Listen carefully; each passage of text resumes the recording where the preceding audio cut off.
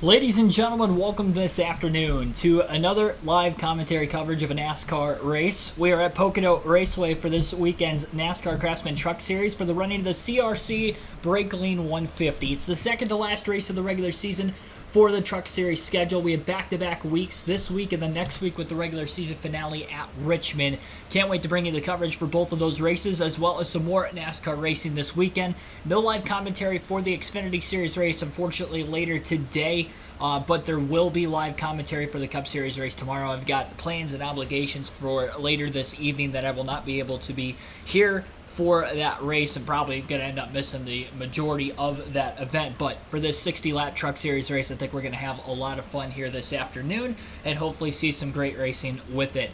No rain in the forecast both today and tomorrow in the Pocono Mountains, so that is very good, of course. We're going to get full races in all throughout the course of the race weekend, something that we have not been able to do the last 2 to 3 weeks in the NASCAR realms. But here today, going to bring you the coverage flag to flag as usual. Drivers are getting strapped up into the race trucks right now, about to get the command to fire engines. You guys will get to listen into that. We'll go over the point standings following that point, as well as, of course, the starting lineup for today's race as well. But what about the role he has been on, leading the regular season points? And when you look at his stat line, 7 consecutive top 10 finishes in that run. He's averaging more than 50 points a race. He's won twice this year, including 2 weeks ago at Mid-Ohio. Keep an eye on number 11 this afternoon. Let's go trackside and get the command to fire engines. And now, race fans, here to say the most famous words in motorsports, please welcome the CEO of CRC Industries, Len Mazzante. Drivers, start your engines!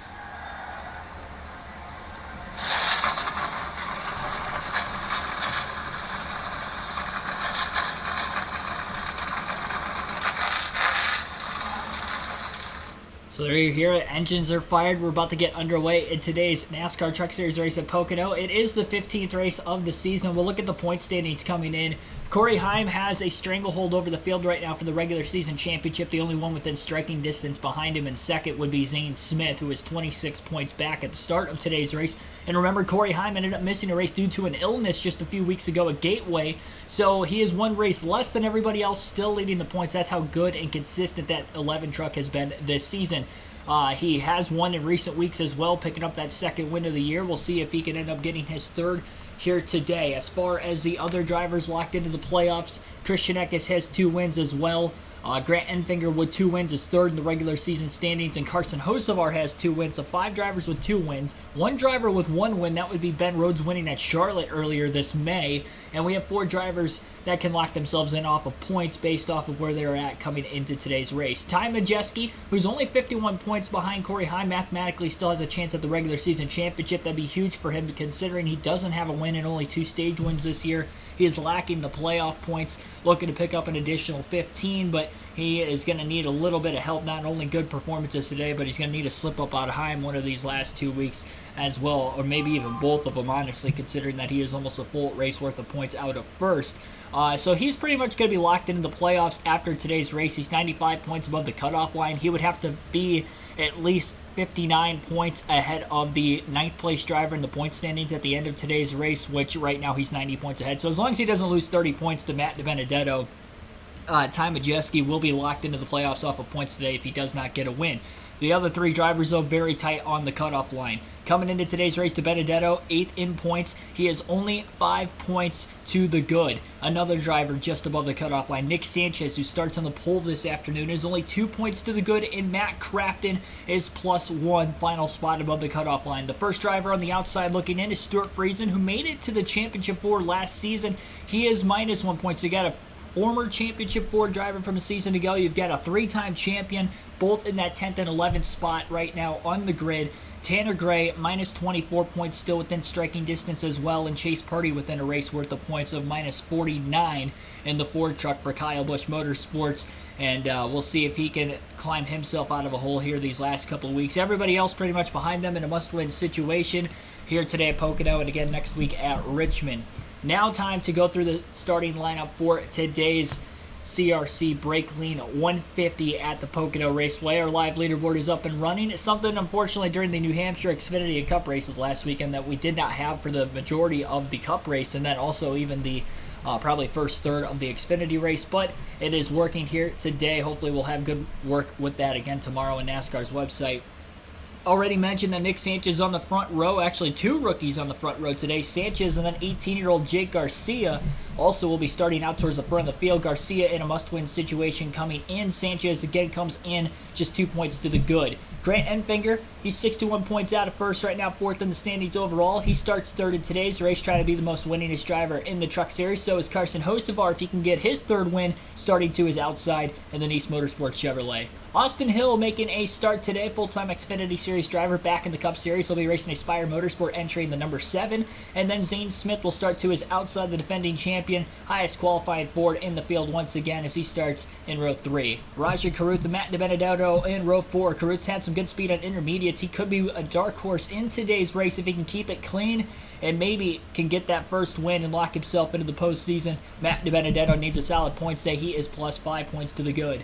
Points leader Corey Heim will start on the inside of row 9, and then his former teammate Chase Purdy to the outside of him in row 5 as well. We mentioned Purdy's minus 49 coming into today's action. Taylor Gray and Kyle Busch will be in row 6. Busch making his 5th and final Truck Series start of the season, and one of 3 Cup Series regulars in the field today.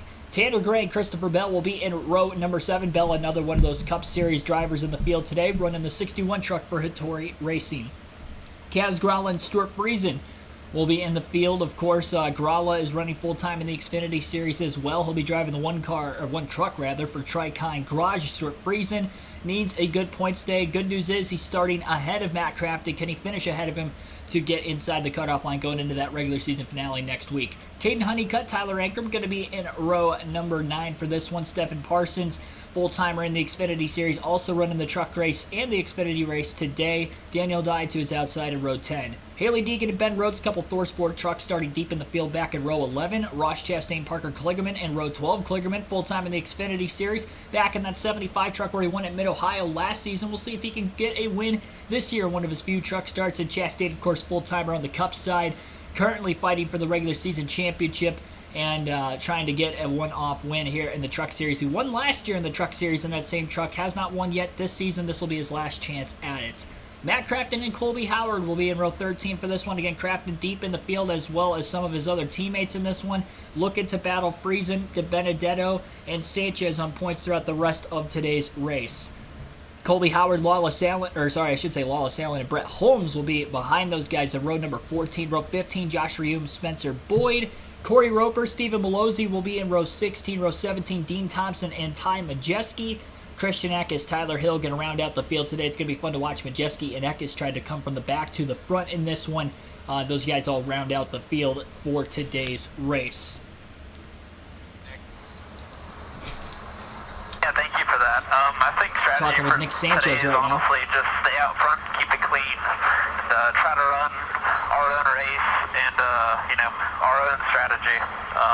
I think we've got great track position, so hopefully we'll keep it that way and just stay out front. Like I said, keep it clean, collect some points, and ultimately contend for a win come lap 60. All right, buddy, you got a great man on top of the box calling the shots. Good luck.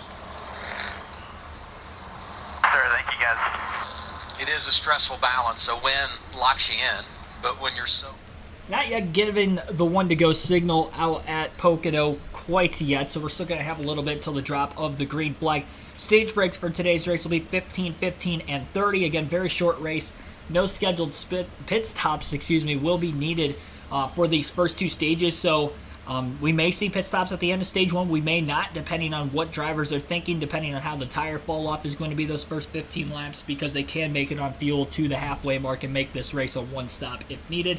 But we'll see. If tires do become into play, we'll see however many will pit during the stage break, and that could definitely split the running order up. My pick for today's race will be Kyle Busch. I've picked him in probably 3 of the 5 races he's ran so far in the Truck Series this season. This is the 3rd. got the win at Las Vegas, which I predicted early in the year. I tried to double down on that. In the next race he ran, I was wrong, and just hasn't quite had that race-winning speed needed to get the win in the other truck starts he's had this season following Vegas. But here today, he was fastest in practice already this weekend for the Truck Series. He did not make a lap run longer than 5 laps, so we don't know what his long run speed is going to look like compared to some of the other trucks in the field. But it's Kyle freaking Busch, so you'd have to imagine that he is going to be one of the favorites. Easily the favorite on FanDuel, minus 110 for today's race, and I think minus 150 on BetMGM as well. So when you get minus bets in NASCAR races, you see that in F1 sometimes, but most of the time, really, with the pole sitter, you don't see that in NASCAR too much, and he's not even on the pole either. That's the crazy thing, but I'm sure he will get up towards the front of the field here soon. And with the short stage breaks, he's got a very good opportunity in these first 2 stages to get a couple restarts and hopefully try to navigate through the field much quicker. Today, trucks in Xfinity. And then those that are running the truck race today and then doing Cup tomorrow. We talked about Kyle Busch. You mentioned Christopher Bell is in the race. And Ross Chastain is here. When you look at those drivers that are Cup superstars that are coming over and running in the Craftsman Truck Series, they've all won in a truck at Pocono. Kyle Busch has done it twice. Ross won here 2019. Christopher Bell did it 2017, went on to claim the championship, ironically enough, driving for Kyle Busch. Didn't Christopher Bell jump in the truck for Noah Gragson when Noah got sick right before qualifying?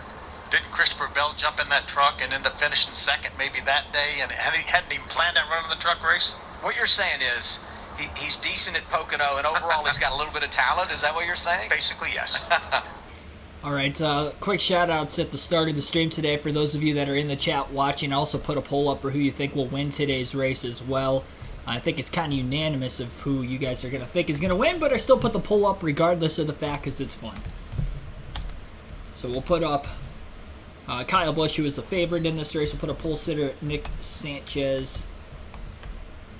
And let's put Christopher Bell in there because I think he could be one that people are sleeping on. He was like plus 1,900 on FanDuel to win. I think it's just because they think Kyle Busch is going to win hands down. And Bell wasn't that quick. He was outside top 10 in practice and qualifying. Win days. Truck race in Pocono. So I've got the poll in the chat for you guys. And you'll have until the end of Stage 2 to vote for that as usual. Terry Lewis, Delbert Wilson, T-Van, Wade Selinsky, Big E, Jeff Sperry, Mark Witkowski, Chris Davis, Frank Powers, Scotty Dingus, Robert Goodrich, Cars One Boy, Chris Davis. Thanks for tuning in, everybody. It's going to be a fun race here today. First of 2 live streams and first of 3 NASCAR races this weekend. Can't wait to bring you the coverage once again. So Nick Sanchez will be the one leading the field to the green when they get back there. They have gotten the 1-to-go signal, so they will be going green this time by. And I think it's going to be a pretty fun race here today. I'm sure we can all attest to that. Good ARCA race this morning. Yeah, I saw you put in the chat a couple times. 51 is my pick. Yeah, I've only predicted 2 truck winners correct this year, so let's see if I can go for 3. Been on a hot streak with the lower series in the Xfinity last couple weeks. We'll see what the truck race will bring at Pocono. Sanchez leads them to the green. We are racing, and already some stacking up going on in that inside lane at the back half of the field. Somebody's got some pretty heavy damage. I can't tell who it is. Trucks were scattering all over the place as they head down towards Turn 1. We'll see that all day on the restarts, both today and tomorrow at Pocono. Hocevar went down to the bottom trying to slingshot his way by Nick Sanchez. Got to the inside of the 2 truck, but he couldn't quite hang on. He does slide up clear in front of the 35 of Jake Garcia, though. Garcia bump drafts him most of the way down that short chute between turns 1 and 2. And now headed into turn 2, side by side for second, is Garcia underneath Hocevar, who almost got up into the wall already off turn 2. Big blocks going on off the exit of that corner in the short chute between 2 and 3. Headed back for about the 6th place position, which is where Zane Smith and Raja Karuth are racing. Garcia is still side by side with Carson Hocevar, who might have had to blip the throttle a little bit in the middle of the corner, running on that outside lane in turn 3. They side draft each other so much for second that it'll be Zane Smith powering down to the inside of the racetrack, trying to take over the second place position in a 3-wide pass, and he clears both the 35 and the 42 before he even gets into turn 1. Hocevar with another big lift in turn 1, loses the spot to Garcia and to Benedetto, and now Edfinger's underneath him as Hocevar falls from about 2nd to 5th in a half a lap. The 25 and 23 bump draft their way on the bottom by Hocevar, still trying to get his momentum back up. Hocevar's getting freight trained, still stuck in the outside and can't get down to that preferred lane on the bottom. Meanwhile, at the front of the field, Nick Sanchez led the first lap of the race. Jake Garcia in second once again. Jake Garcia started in second. It looks like our leaderboard's a little bit off. Trying to refresh the page. It's still on the pace lap for some reason, so there is a problem with our leaderboard, unfortunately. We'll keep this live commentary coverage going as always. Hocevar did get back down to the bottom off of turn 3 as he tries to crossover on the 23 truck of Grant Enfinger. Couldn't side draft him enough in that draft on the outside with the bump drafting that is. The 7 truck of Austin Hill was pushing Enfinger out in front just a little bit further. Fox's leaderboard's off too. Keeps flip-flopping the top 10 with the back half of the field. Some of the KBM trucks working their way forward. Chase Purdy's gained a couple spots already. He gets by Carson Hocevar, who loses another 3 laps after trying to make that crossover move off turn 3 into turn 1. And they're showing the stacking up in that inside lane that went on off the start of the race. There was a blue truck, it looked like, that had a lot of damage to the nose and ran into the back of somebody. And I can't tell who that was exactly. It looked like a Nice Motorsport truck. It might have been Ross Chastain. I think Chastain might have made contact. I could be wrong on that. He's 23rd right now. And he started right around 16, 17. So it could be Chastain with the damage to the nose of his race truck. Because he's lost a handful of positions already. And speaking of losing a handful of positions, I'm not really losing any positions, but oh, we got a big crash off turn 2. Hold that thought just a second. Tanner Gray is around hard into the inside wall, it appears, off of turn 2, I do believe. The tunnel turn. Hard impact to the front of that racetrack. He is going to drive away, though. And our safety team was there, and Gray still has the window net up, but that truck, even if he does drive away, is not going to be repairable, and his day's going to come to an end. Hard impact head-on into the wall, it appears, for Tanner Gray in the 15. Came in right on the bubble into this race. Minus 24 points, and now this is going to put him in a must-win situation at Richmond if he's going to want to make the playoffs. He was on the inside lane of the 1 truck of Kaz Gralla, just got really loose and then nosed very hard into that inside safer barrier off of turn 2. That wall's at an awkward angle as well. Because that is where the safety trucks are located and are able to get to the racetrack if there is a crash in between that short chute in turns 2 and 3. And that is exactly where Tanner Gray hit. Definitely throttled up in a terrible spot there and couldn't get that truck to slow down at all. Vicious impact. Very reminiscent of Jeff Gordon's crash at Las Vegas back in 2009 rather. At Vegas where he hit that wall. Very similar whiplashing effect of the racetrack too. Before he was able to get it corrected back in the right direction. And that is a pretty vicious hit there for Tanner Gray. That is definitely going to end his afternoon early. He started driving away. It looks like he stalled out before he even got back into turn 3. And that truck will be headed to the garage on the rollback. So who won the ARCA race then earlier today? Hey, I don't really watch ARCA. I actually watched like half of the Iowa race last week. Just because I was like, what the heck? I got nothing else to do. I think it was a Friday night.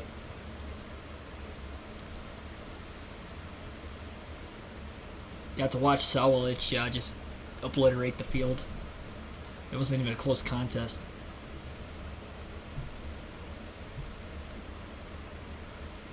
Yeah, very hard hit there for Tanner Gray.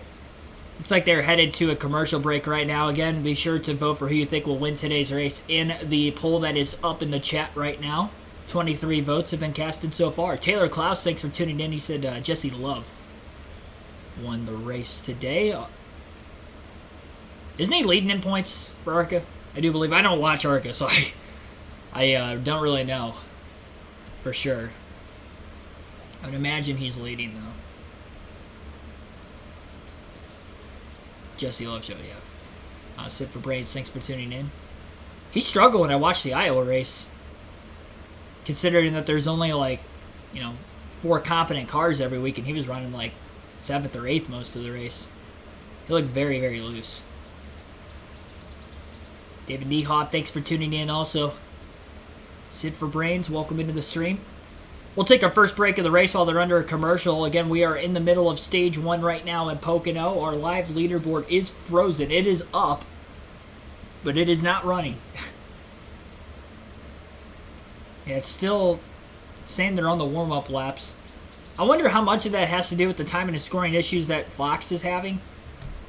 Because those first 3 laps when they were green, they would go into turn 1, I noticed, and it would rotate like the top 10, where you would have like the drivers that were in the bottom half of the field up at the top, and then it would like go back after like 5 seconds. So I don't know if maybe like that issue that they're having is the same thing of why our live leaderboard isn't really working cooperatively either. It may have nothing to do with it, but it's worth the chance to try to diagnose it any way I can.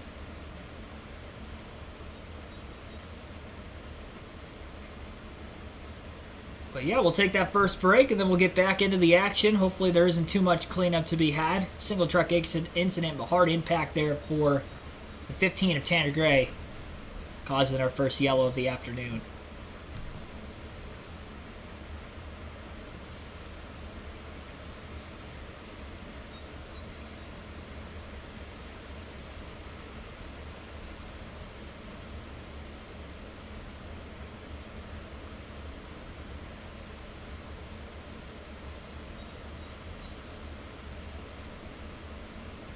ARCA coming up after the Xfinity race.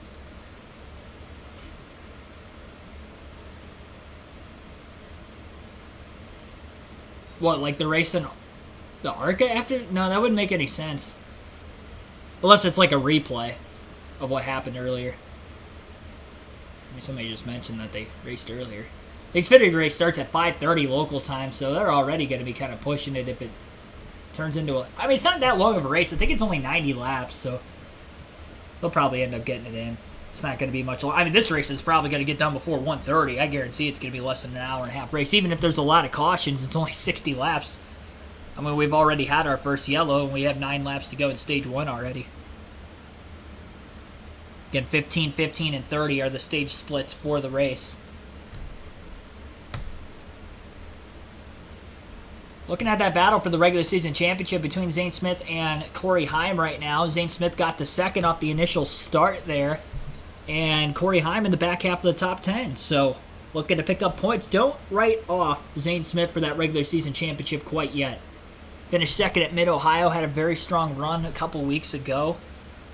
And I think he could have another strong run today as he's off and running in that second place position. And now he'll start alongside the driver he's trying to battle with on this upcoming restart of rookie Nick Sanchez.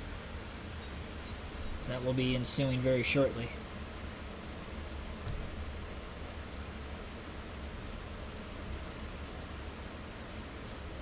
I'm sure the raw feed will be working at some point. It seems like whenever we have technical difficulties with it, it at least starts working at some point in the first half of the race. It might take to about lap 30 of 60 before it starts working, but it'll work eventually. Right now it's just showing the starting positions from everybody in the field. See, Tanner Gray would have started 13th, and he was around Kaz Corrales, so pretty much right around where he started this race is where he was running at the time of his incident. And actually it looks as if Smith is going to elect the outside lane of row 2.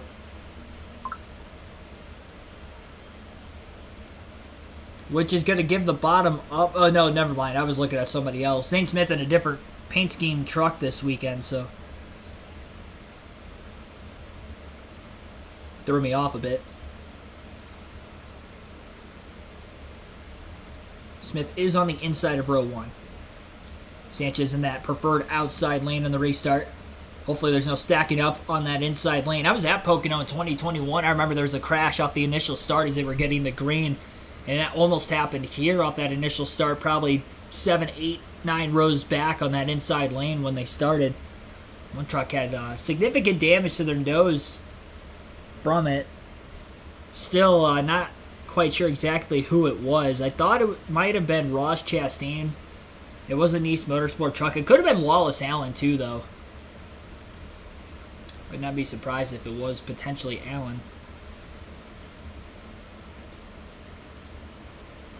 We'll have 7 laps to go on the restart. DiBenedetto on the inside of row 2 behind Zane Smith. He'll try to give him the push off the start. And then Jake Garcia still up there as well behind Sanchez in that outside lane when they get to the green. Austin Hill on the move already in that 7 truck. And Kyle Busch still stuck right around where he qualified in this race. Didn't have a good initial start. He'll have another crack at it with a restart here. And we'll see if we stay green to the end of stage 1 this time, as we'll have 7 laps of racing to go. Busch is in the outside lane of row 6 on the restart, right behind Chase Purdy and Corey Heim. Through the Geico restart zone, the green flag is back in the air once again. At Pocono.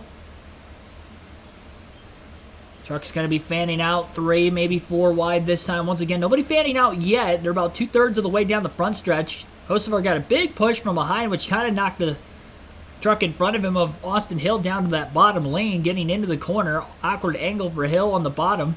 Still stays in front of Hocevar and the truck he was battling with off of turn 1. A little contact with the wall.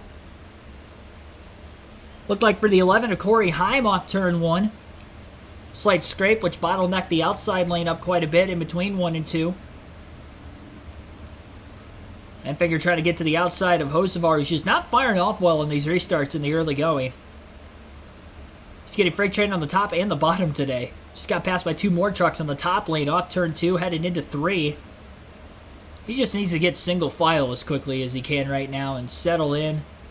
Get a feel for that race truck and then try to make some moves off of that. He's going to get into the outside lane, but he lost so much momentum leaving the corner that now Friesen's going to cross him over to the inside.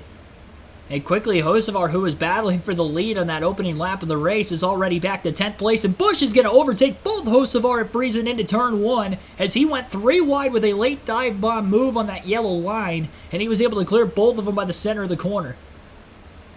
Garcia loses a spot in the top 5 to the 7 truck, it appears.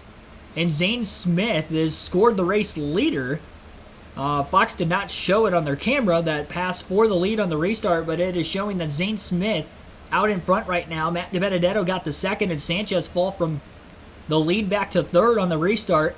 Busch trying to pick up another spot now on Taylor Gray in the 17. Clears him, had a big bump draft headed to turn 3 on the inside lane from Stuart Friesen, who follows him.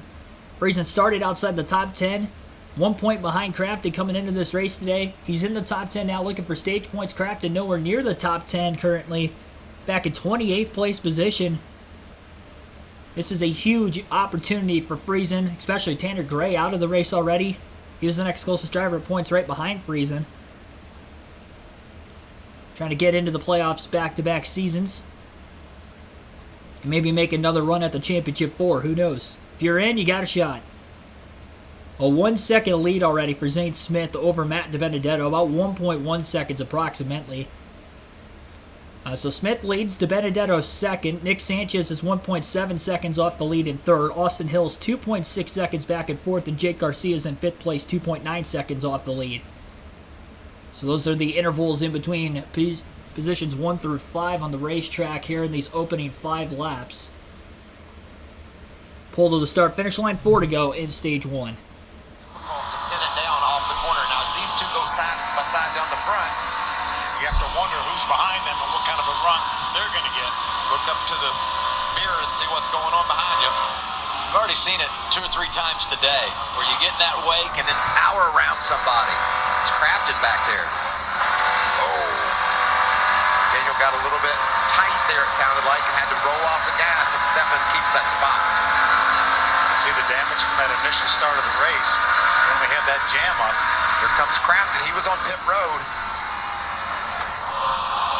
He would like nothing better than to be the wily veteran that he is and go up there and get a top 5 finish and tell Phil you don't Pocono what you're talking about.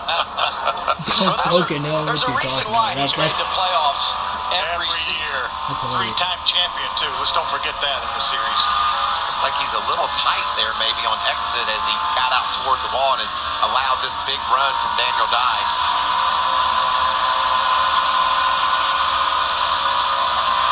Amazing how far they can drive down in these corners at over 180 miles an hour. Ooh, Matt, really wide there. Yeah, I think that truck's pushing. You sound jealous when you talk about how deep they can drive it into the corner. We talked about that yesterday during practice. It hasn't always been that way. Let's go to Gene. Tanner Gray has been released from the Infield Care Center, free of any physical injuries, but you think about the mental aspect. What do you now take with you to Richmond?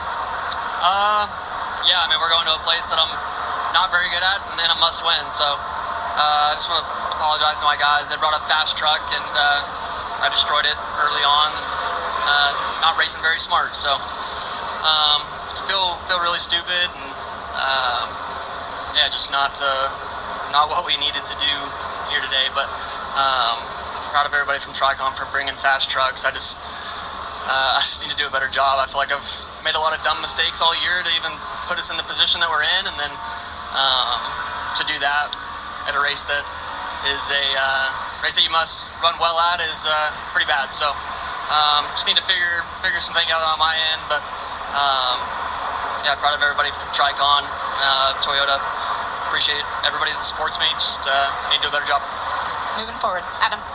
Well, that's frustrating for him and hard to listen to. You just know how close they were, fast truck today, and unable to take advantage. But you have to. We're going to be down to the final lap of stage 1 this time by when they get to the start-finish line. Smith's lead hasn't really grown at all over the course of this run. DiBenedetto is still 1.1 seconds behind him. Not really close enough to be in any sort of a wake of a draft behind the 38 down the straightaways to keep up. So there is some decent horsepower underneath the hood of that number 25 Brakleen Roofing Chevrolet. And speaking of Chevys that are on the move, Kyle Busch is up to 4th already here in this 15-lap opening stage. He's gone from 12th to 4th. He's 2.2 seconds off the lead and appears to be the fastest car on the racetrack because he gained about another 0.2 of a second over the last couple seconds I was talking over Zane Smith, whatever corner they just ran on the racetrack, probably turn 1 if I had to imagine, because he is ahead of the battle that is going on for position just behind him. Although Zane Smith could be coasting it a little bit through that final couple corners, knowing that he has already locked the stage win up. And so there you have it. Stage 1 winner, Zane Smith, here today at Pocono. Nick Sanchez got around Matt DiBenedetto in that final corner for second place from third. So Sanchez will score the second place finish in stage 2. We mentioned, again, he was only 2 points to good. DiBenedetto plus 5. So second and third in this first stage for them is huge on that bubble battle. Kyle Busch again in 4th place at the end of the opening stage as well. And we'll have the rest of the stage 1 results once they come back from the break, because again, this raw feed is not quite cooperating with us here once again this weekend. So I apologize for that, but I don't have any sort of like input I can really add into why it is not working, other than the fact it's not working. And keep refreshing the page and logging out, logging back in, but that's all I could do because it's all on NASCAR's website where I get our race leaderboard every week. Yes, the race is on Fox Sports 1. Again, the Truck Series will be covered on Fox throughout the course of the whole season. It's kind of been like that ever since the renewal of the TV contract that we're currently under since 2015. Northwest Rail fan, TRG Tornado, thanks for tuning in. Ryan Jensen as well, welcome into the stream. We're up to 34 likes on the stream. Let's see if we can get that up to 100 before the end of this race today. Brett Whiteside's welcome in as well. Pulling Rowdy for the win. 48% say Kyle Busch is going to win this race out of 42 votes so far. Other at 31%. Nick Sanchez was second at the end of that first stage, 19% of the votes. And Christopher Bell, 2% of the votes. I don't think he quite cracked the top 10 yet before the end of that first stage. So one caution for incident in those first 15 laps, and the stage break is our second caution of the race.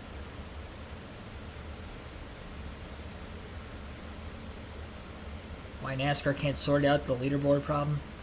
I mean, it's not NASCAR. It's whoever's running NASCAR's website.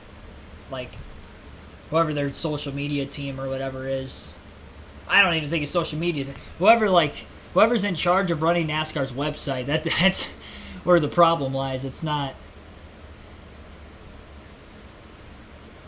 necessarily, it's not NASCAR. Like, they're at the track. Like, they have no control over their website. So, get those stage 1 results in when they come back from the break and they review them themselves. On Fox, I'll relay that message to you guys.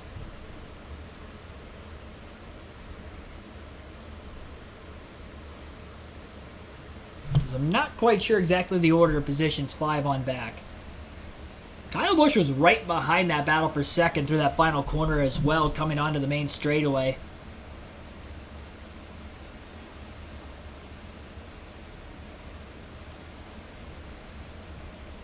Pit road will be open this time.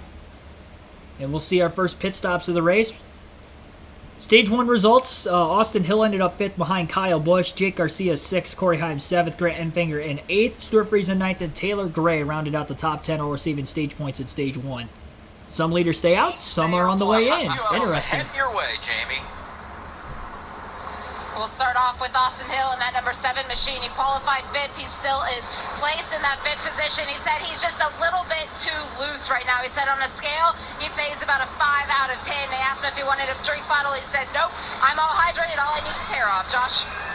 Update on 25, but Matt DiBenedetto said that truck started off tight, got worse during that run, and also said the truck was running a little hot, so they're going to give him a tear off, see if they can cool that thing down, guys. So if you pit here, pit window somewhere 30, 32 laps. That means you're doing it on a 2-stop strategy. And if you stayed out, you're probably thinking do it on 1. And it was tight coming off there. Taylor Gray exiting his pit near contact. Certainly don't want to make a mistake on pit road, get penalized, and go all the way to the back. And obviously, you're going to be behind these trucks that have elected not to pit, but you don't want to be at the back of the trucks that did pit. I like this strategy. Okay, I've finally made up my mind. I like this one. I want to stay out here. Until it doesn't work later? I'll update you later. But right now, you can see what's that 10, 15 trucks that have stayed out. That's going to mix things up even more so than what we had on that initial start. But Stuart Friesen finished 9th in that stage, and now he stayed out, so he's going to try to take advantage of this stage. Zane Smith, the race leader, stays out. No surprise that Nick Sanchez stayed on track because, as we said earlier, that's been the call for Danny Stockman when he's had success here in the past as we look at that 13 forward for Haley Deegan. I think that's from the initial start, Phil. Yeah, I do too. She got into the back of that was who ran into the back of another Parsons truck. in the 02. I think they're just trying to push the ductwork back It's really out. Deegan. So that truck will cool effectively. Obviously, she's probably running a little bit hot because of there's the damage. That's the other end of that damage. That CRC truck. That's some good camera work, isn't it? It Just is. mention something and bam, it shows up. They're right on it. Hey, if you thought stage 1 seemed quick, stage 2 is going to seem even faster. We go green for the second part of the race from Pocono. After you watch this on FS1, good to have you along.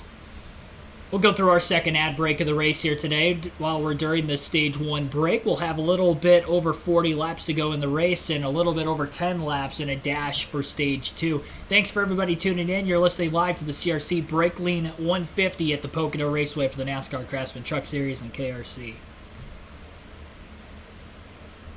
Run that like counter up, ladies and gents, as well. We're up to 69 viewers currently, 40 likes on the stream. Our goal is 100 for today's Truck Series race, so again, let's get to 100 likes. Oh yeah, Speed Channel was great. Robbie Crawford, thanks for tuning into the stream also.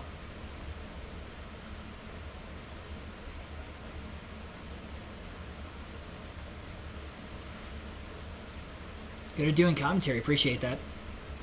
Yeah, I miss Speed Channel. Dude, Speed Channel carried the Truck Series races all the way throughout the season, listening to Rick Allen. I thought Phil Parsons was a little bit better now than what he is, or better back then than what he is now. Those two had great chemistry with one another, though. Those two were great in a two-man booth for those Truck Series races. And then they would have Kenny Wallace in there from time to time, who was kind of like the Clint Boyer, Darrell Waltrip figure of the Cup Series on Fox in recent years. Or the last couple decades, really, with Darrell Waltrip. Yeah, it was a good booth.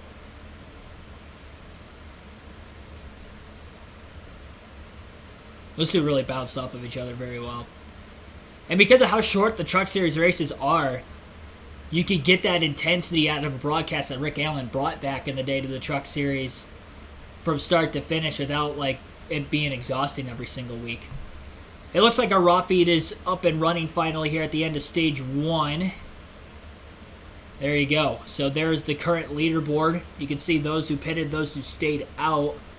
DeBenedetto hit pit road, so it looks like everybody from 14th on back will be with 4 fresh tires. I think Taylor Gray also pitted. So 14th on back stayed out. They have fresh tires. And the top 12, in fact, ended up, I should say pitted. 13th on back pitted for fresh tires and topped off on fuel. They're still going to have to pit one more time in today's race. And then the top 12 stayed out on the track. Gained track position or maintained it because the top 3 out of 4 trucks ended up just staying on the racetrack. Jake Garcia was 6th at the end of the stage too, so the top 6 trucks, only 2 of them pitted. So definitely interesting losing that track position if you're DeBenedetto, knowing the point situation you're in, only +5 into the day. Scoring 8 stage points, finishing 3rd, stage 1 was huge, but now he's starting outside the top 10. He could be in harm's way, knowing how hectic the restarts are at Pocono, really at any track these days, especially for the Truck Series, but Pocono, just how wide the track is. We've seen them fan out already a few times today, and we haven't really even seen them fan out to 3, 4 wide all the way back through the field. We're only going to see that the more and more restarts we get, the more comfortable these drivers get, the closer we get to the end of the race.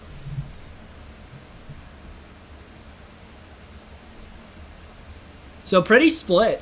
Showing the strategy since the stage racing era began back in 2017 for the NASCAR Craftsman Truck Series. 3 drivers have won with a 2-stop strategy, and 3 drivers have won with a 1-stop strategy. So it's kind of a split deal there. So that's very interesting. At the end of the day, that tells me the best truck is going to win the race. That's what that tells me. It doesn't matter what the strategy is. The fast truck will win today at Pocono based off of the stats given. Had a couple of Cup regulars win in recent years at Pocono, Chastain and Kyle Busch. Bell in the field has one here. That was when he was full-time, though, in the Truck Series back in 2017. Pace truck is headed for pit road. We'll start stage 2, and we will have 11 laps in this second stage under green flag racing. Zane Smith, Kyle Busch on the front row.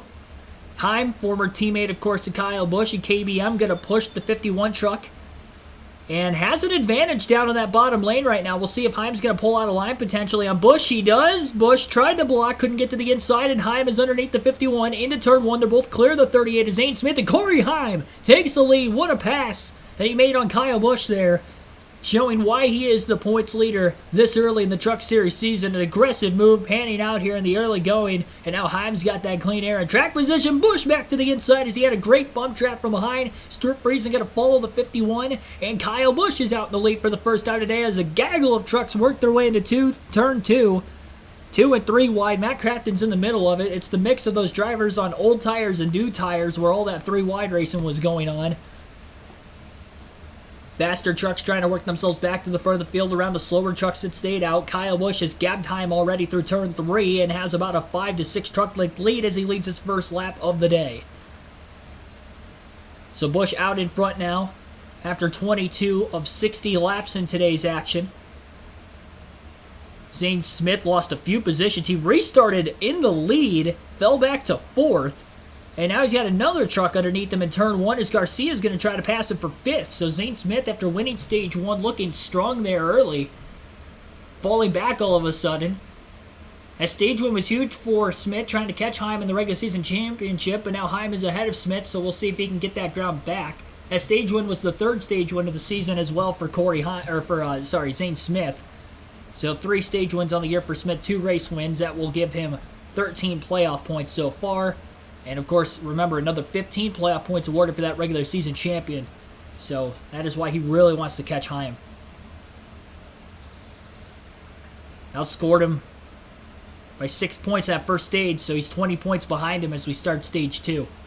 God rides a Harley, thanks for tuning in. Busch out in front, and as soon as that happened, I believe the poll in the chat went up above 50% for Busch winning this race. 52%. You guys think that he will win out of the 50 votes been casted so far. No surprise. There's a reason I put my money on him today.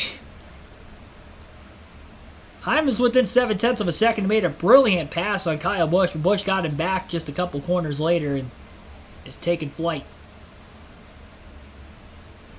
And looking like the one to beat here today, as he looked in practice yesterday when he was the fastest of anybody. Practiced so well and qualified so well. They had plenty of good notes to go off of as they worked together as a team. And he said once they got that truck fixed up, they changed out the gears. He's been saying he feels good about the truck right now, and you're seeing it out there on the track, guys. The results don't lie for the 19. That's for sure. Near contact there as he tries to dip inside his teammate one more time. This time the 19 goes around for 5th in the running order. I believe if I was Jake, I'd say he caught me. He's faster than me. He's driving me crazy all over my bumper. I'm going to let him go and settle in behind him and see if I can run toward the front with him instead of trying to hold him off. Totally agree. But not a bad guy to follow. As you said, Phil, first time Garcia's been here, I'd say hanging out with Eckes on track's pretty good. Look at this gaggle of trucks. 16 is Ankrum, 88 is Craftsman, Grala's there, Austin Hill, Ross Chastain putting his nose in the middle of it in the 41. Ross, a late move to the inside of Craftsman, is able to make that pass. As Barney Hall would say, veteran announcer, you can put a blanket over all 6 of those trucks as they battle into turn 3.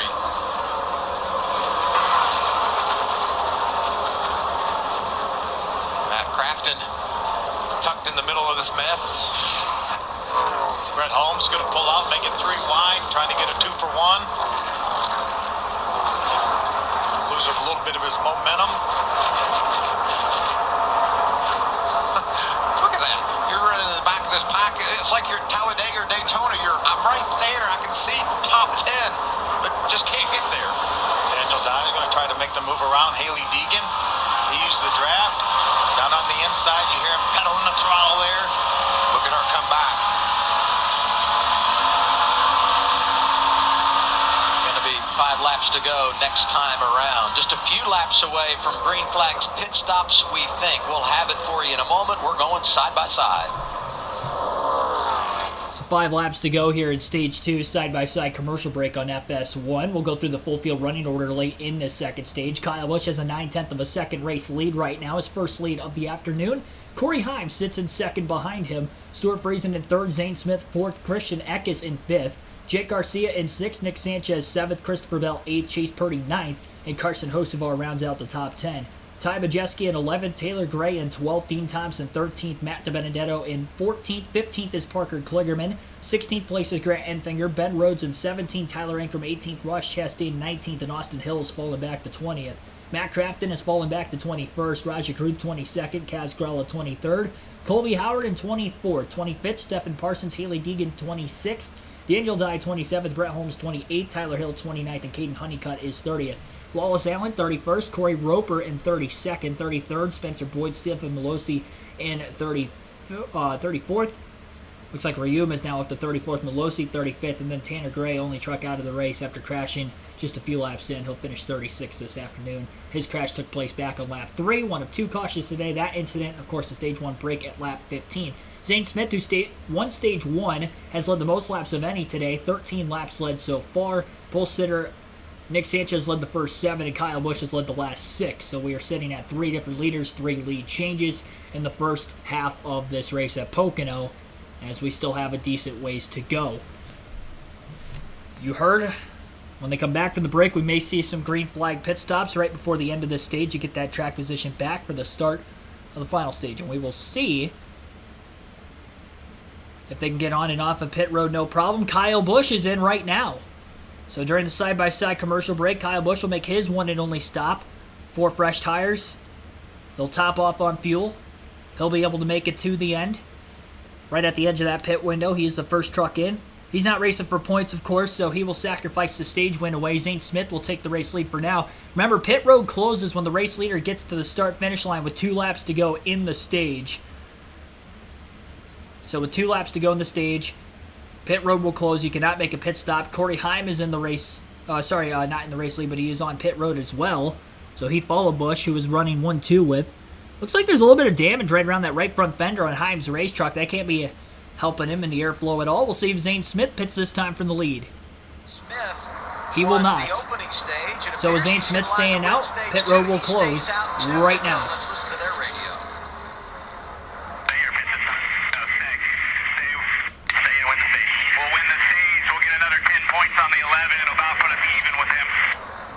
There you go, chasing that regular season championship. He came in 26 points behind Corey Heim. Cheers, Zane. Pit or stay. The crew chief stay.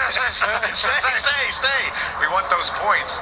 Know how valuable those could be for some insurance in the playoffs. Well, and for Sanchez, we talked about Danny Stockman, his crew chief, and what the strategy that he had put on the board the last couple of times he's been to victory lane here, but a different game for Sanchez today because they're, of course, chasing those points. So Sanchez stays out here running 3rd. Dean Thompson would dearly love to get by Zane Smith. Dean was one of those trucks that came to pit road. Obviously, fresh tires on that 5 truck. See if he can hold off Zane Smith here as they come to 1 to go on the stage.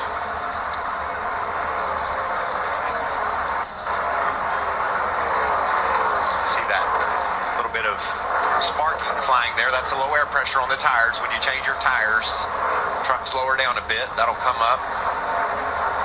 If they finish like this, Friesen, Sanchez, DiBenedetto all get great stage points here that they desperately need. Corey Heim, the best of the bunch of those that pitted under green. He's 22nd right now and will cycle up front as most of these drivers in front of him now will come down pit road at the end of the stage. You can see after those pit stops, those positions flip-flop. Yep. Corey Heim's team beat Kyle Busch's guys off of pit road, and now we'll be cycling toward the front here when we throw the green and white checkered. You remember a month ago when we were worried about our defending champ, Zane Smith? He had that run of finishes outside the top 20. I wasn't worried. Okay. Back-to-back runner-up finishes, and now doing what he's doing today. Zane Smith is the man at Pocono. He takes stage 2.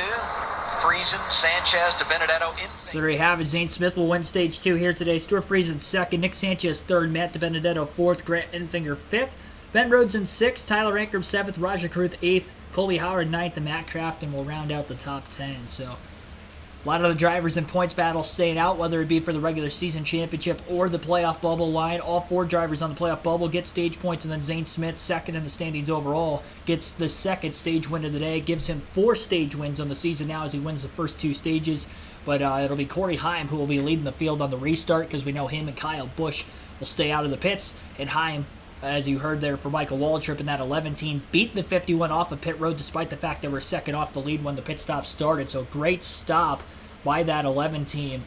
And that Tricon Garage truck will be leading on the green. Busch is the favorite here early. And not only they'll take the race lead, but because there was nobody else that came to pit road for the most part right behind Busch and Heim, I don't think Zane Smith's going to be that far back in the running order either, so he gets 10 points in that stage alone over Heim. He was 26 points back coming into the day, outscored Corey Heim by 6 points in stage 1, so now he's only 10 points behind him when we start this final stage. So that is definitely reachable, knowing that next week at Richmond is the last race of the regular season championship. It is coming down to the wire between Corey Heim and Zane Smith in that battle right now.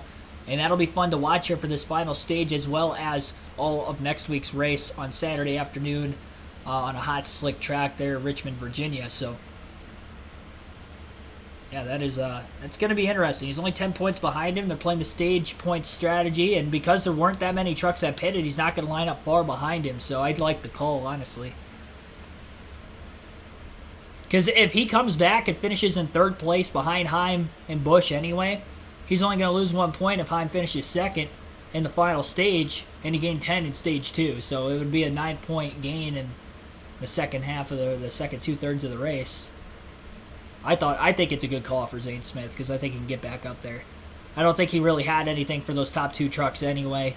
He just kind of had that track position with qualifying better back in stage 1. And, of course, had the pit strategy here in stage 2. But get the points any way you can. NASCAR Vintage 17, Mark DeMars, thanks for tuning into the stream.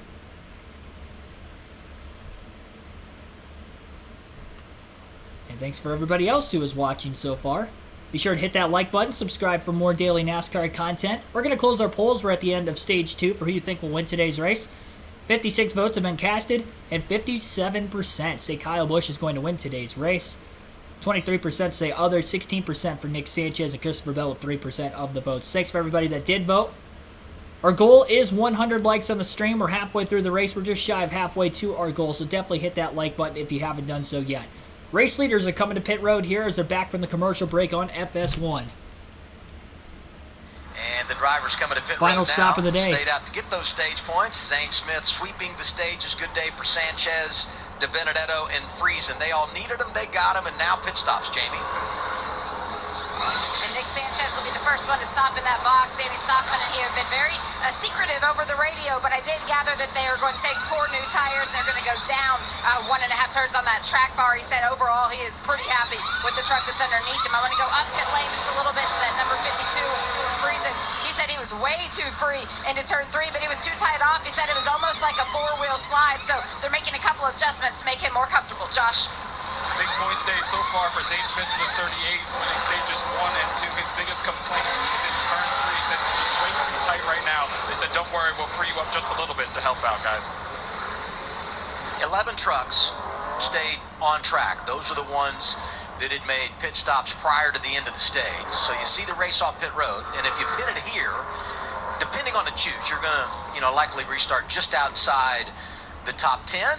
You got a little fresher tires. Some of these guys we know have really fast trucks. It's going to be fun to watch how it all plays out in this final stage. It sure is, but right now we're going to see Corey Heim and Kyle Busch, who've been strong here.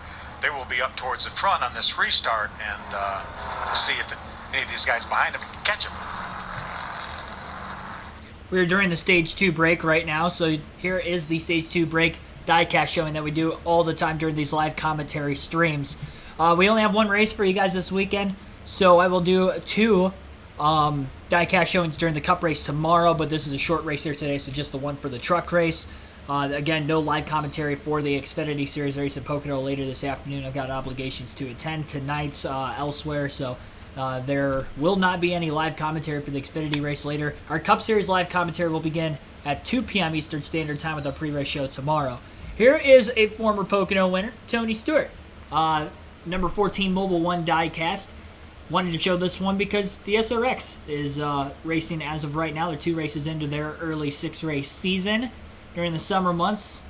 Now on ESPN, you can watch on Thursday nights. It's ran by this guy as well as Ray Evernham. So figured I'd show off a Tony Stewart diecast this weekend because of that.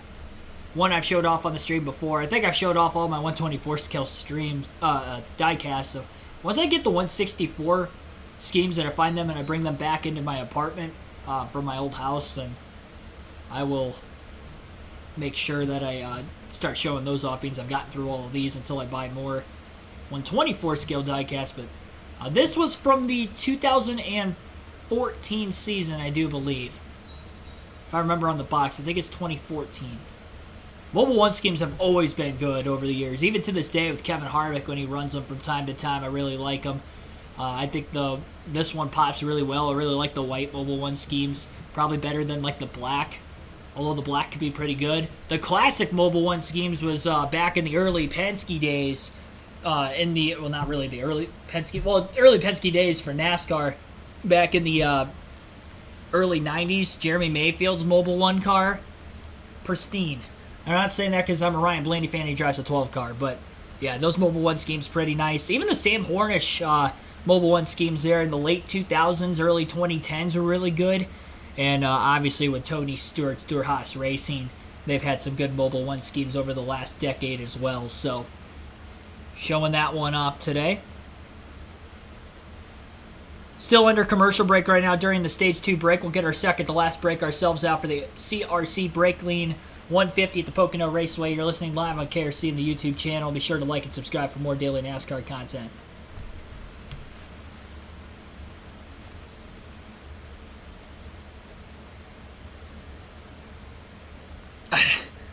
Yeah, I don't have one, so that wouldn't happen, Chris.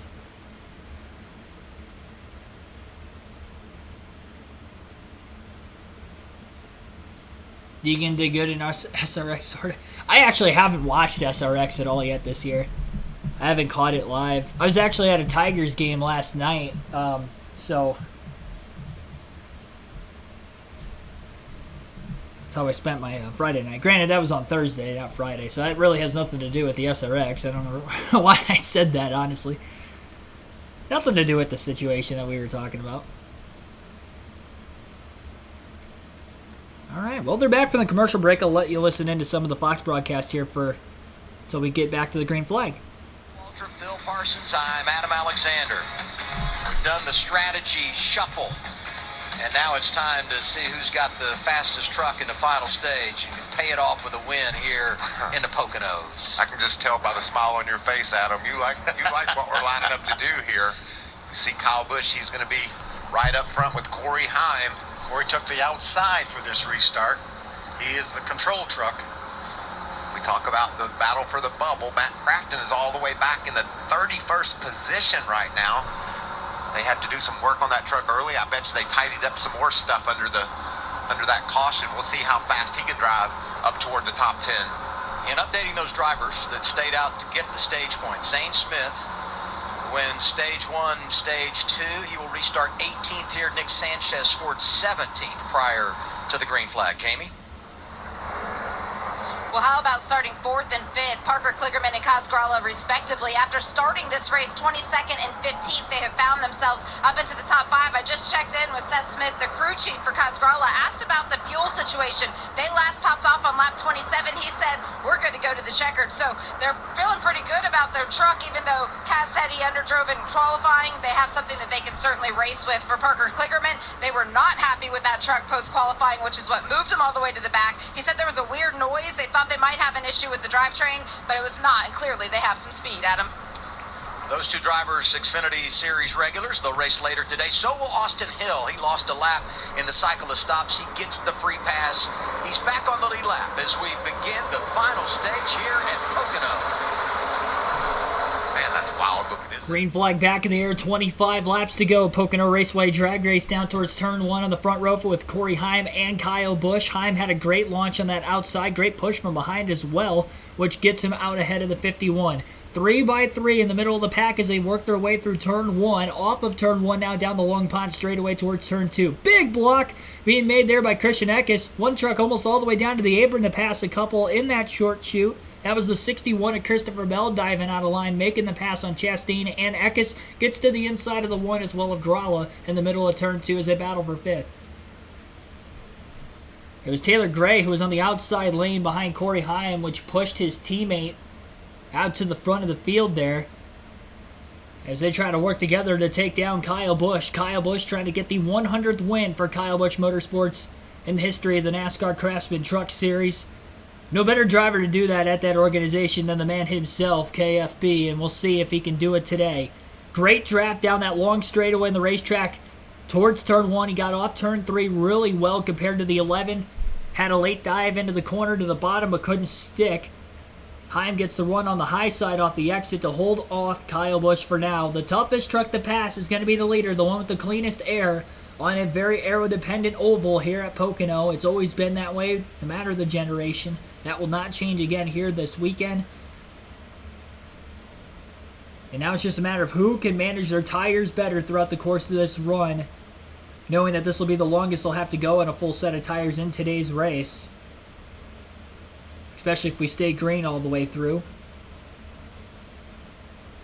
Would have had 3 separate cautions for them to run caution laps already to this point. A lot of accordioning going on down the front stretch as Heim tried to break the draft on Busch, who got off turn 3 well the lap before. Did the same thing there.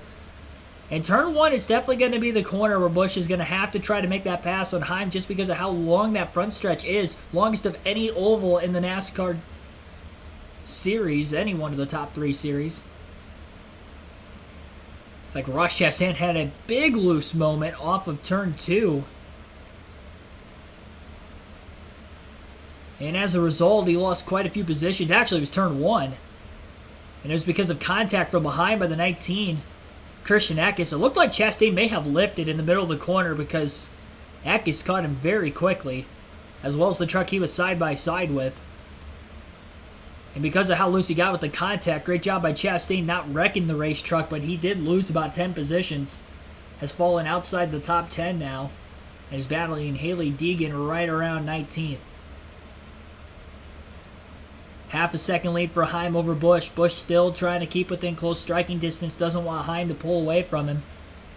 Corey needs this win, knowing he lost a lot of stage points today. 16, in fact, to Zane Smith, who off of that restart after hitting pit road has not quite worked himself into the top 10 yet. Looking for him on our leaderboard. I don't even see him anywhere.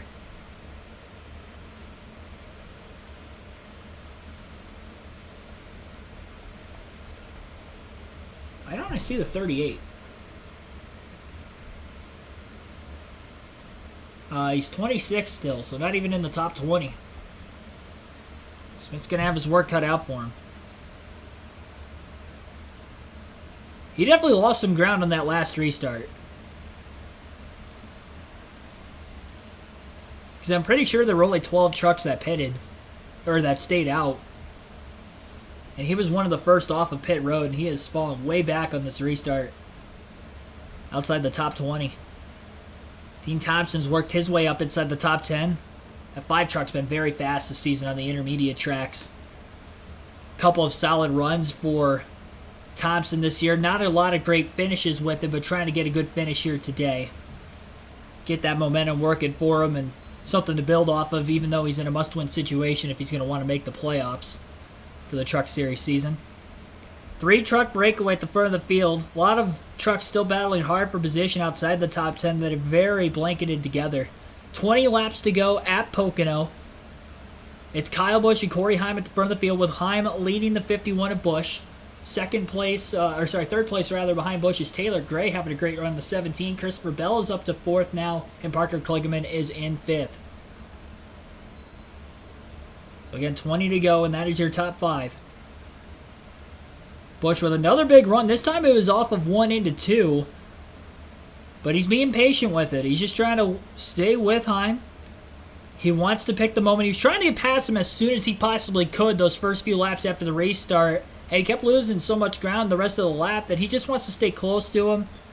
He's running a lot higher line through turn 3 just to carry that much more speed off the exit of the corner. You can tell he can get back into the throttle way sooner. He's got the grip. He's got a big run again on the front stretch. 19 to go as across the stripe. Busch is closing very fast on Heim. Ducks out of line. He's going to try to go for the lead for a 3rd time. This time he's a half a truck lane clear into the corner. Slide job by Kyle Busch. He goes way up the racetrack. And the 11 of Heim is going to cross him over to the inside. And they're door-to-door again off turn 1 for the lead.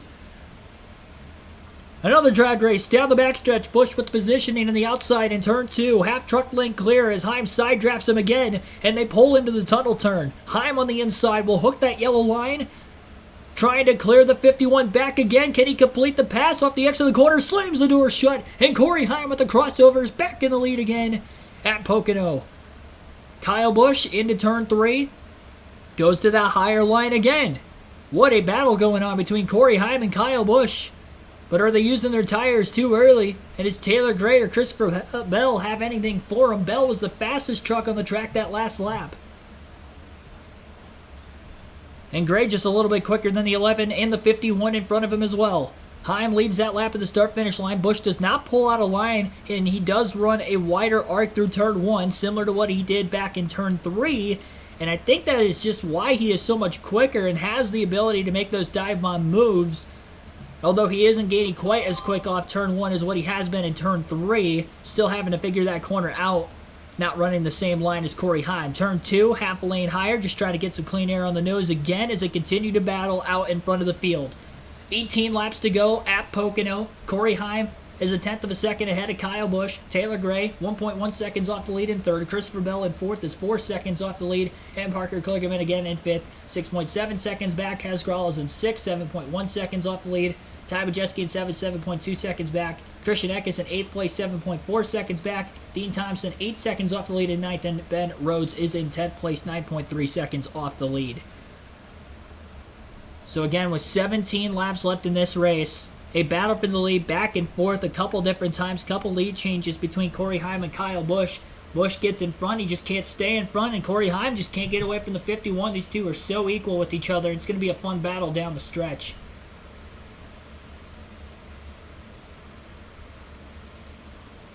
What a race. Regine Huddleston, thanks for tuning in recently in the chat.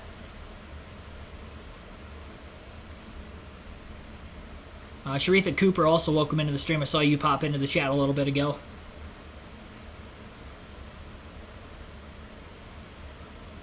Trucks run on Saturdays or Fridays. They ran today because there's no lights at Pocono, so they couldn't run Friday night. They typically only run Friday races when there's lights at whatever track they're going to. Whether it's lights or a triple header weekend. Because if there's a track where they're racing on that does have lights, but then they end up having only the truck and cup at the track that weekend, they'll usually run Saturdays as well. So a doubleheader today with the truck and the Xfinity Series. Kyle Busch has another run at Corey Heim, it appears, as they come back from the commercial break into turn 3. Not going to be able to take the lead there. He's going to go back to that wider line, but he doesn't get off the exit of the corner very well that time, and Heim should be able to hold on.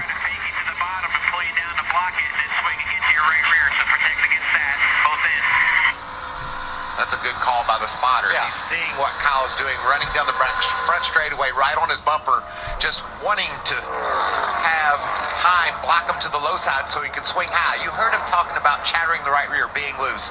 You're down on the bottom, it's double as loose. So he wants to get up to the top side of the racetrack, and you can see he's filling it out up there, running about a half truck length higher than Heim through the tunnel. Oh, Sanchez. And driven back up inside the top 15. Garcia Great also. save here. Yep, and Garcia. Two drivers that started on the front row today, having a problem with 15 to go. that has every bit the look of getting loose on the bottom, like we've talked about. I just was talking about Kyle Busch being that way, and two trucks get together like that, and you wonder what happened. We'll see. Garcia was 12th. Sanchez was 14th. That's big damage for Jake. It's a shame. Such a solid day for that young man. There was a lot of damage to Nick's truck as well. On the other side. Jamie. Nick's on the radio right now talking with Danny Stockman. He told Danny that it doesn't feel like anything's tore up. He said, I'm sorry, there was nothing that I really could have done. He said, I went to the brake, it was a little bit soft. Danny's telling him right now it sounds like that he does have a flat tire, but Nick is now slowing it down so the team can get a better look at it. But he said he didn't feel like anything was askew. A little bit of damage on the right front, but I think they can pull that out. Yeah, for this sure. event. Yeah. I go back to the stage points that they collected and how big that is now for Nick Sanchez as we get the replay of what's brought out our fourth caution of the afternoon. There it is. Yeah, Nick just got loose down on the bottom. We heard Kyle Busch talking about being loose. Same thing happened to Nick. He made contact with Garcia. Garcia absolutely had nowhere to go. Certainly a victim of circumstances, but tough break for those two youngsters. I wonder if our buddy... Ooh, that's just a shame. Just a mistake by Nick.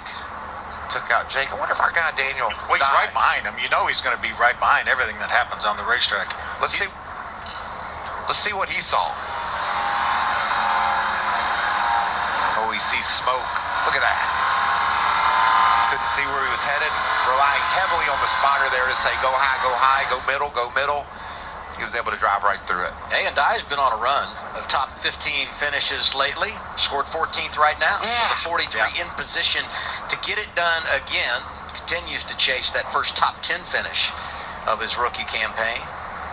What a battle at the front. Hey, and I was going to say this, Michael, speaking of rookies, before we got the caution, I know it was all about Heim and Busch. Taylor Gray just hanging right in their hip pocket. He was only a second behind those top two. And he's just watching too, Adam, thinking, y'all two get side by side. I'll come make a 2-for-1 pass. And he knows they're going to get side by side.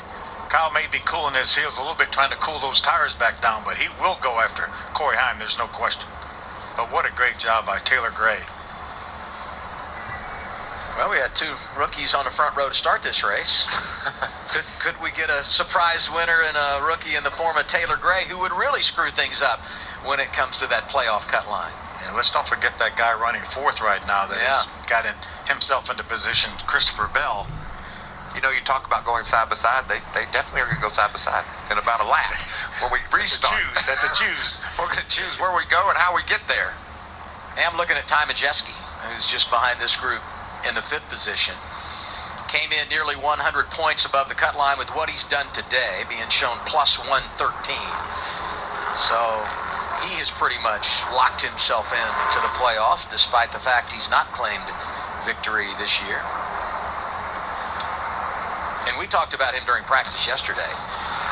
You know, he hadn't won this season, but he hadn't won last year until we got to the playoffs. And you look at these playoff tracks and what a great short track racer he is, with Milwaukee on the schedule in the playoffs now. You think about IRP, Bristol, where he won a season ago. It's setting up for him to do exactly what he did in 2022. Turn it up in the playoffs, win races, make the championship forward. Yeah, he won one of the biggest short track races in America a couple of weeks ago, the Slinger Nationals. And so, you know, when he goes to Milwaukee with the experience he has there, he's going to be really tough. But he's good everywhere. We look at that playoff cut line. Friesen now plus 23, came in below. DiBenedetto went from plus 5 to plus 30. Sanchez, of course, lost a bunch of positions here with the slide, but he had all of those stage points. He's plus 9 over Crafton. And I mentioned Ty Majeski, who's all but locked at plus 113. 13 laps remaining at Pocono. We're under caution for this. Big restart coming when we return on FS1. Again, big caution there. Jake Garcia, Nick Sanchez. Garcia upset, had his arms up in the air when Sanchez was making his way back through turn 1, next lap following the crash. Sanchez just overdrove the corner, cleaned himself, and both him and Garcia out there. Got loose because he just carried too much speed trying to make the pass, and unfortunately it comes at the expense of the 35's day coming to an end. Sanchez will remain in the race. He got 4 fresh tires back on that race truck, but he's going to be at the rear of the field, and he came in just barely above the cutoff line.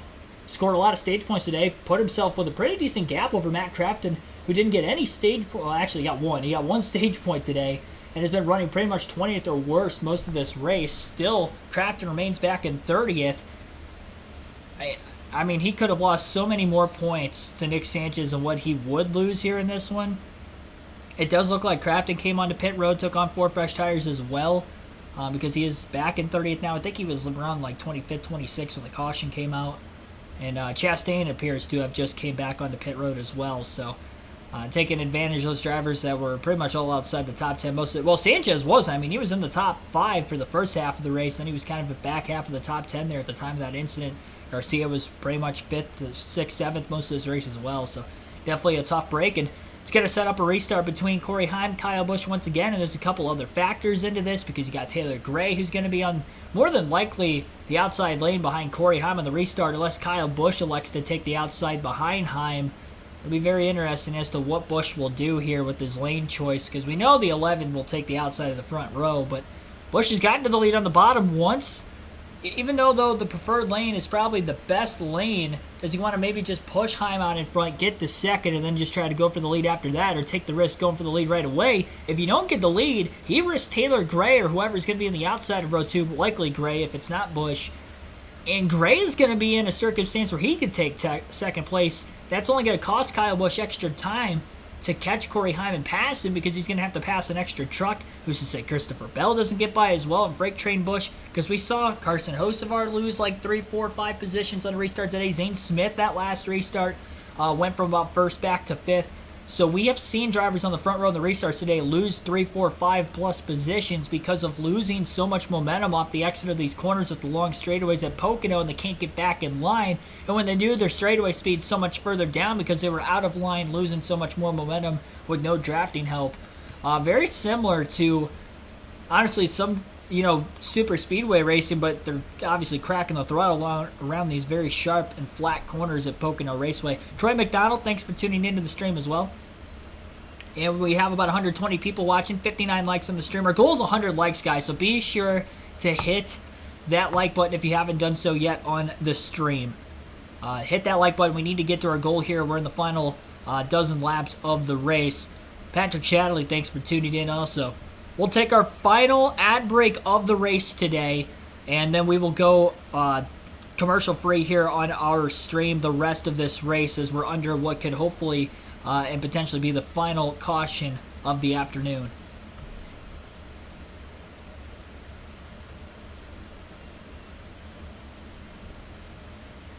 Your Cobra, welcome to the stream also. Just pulling for Busch to get win number 100 for KBM.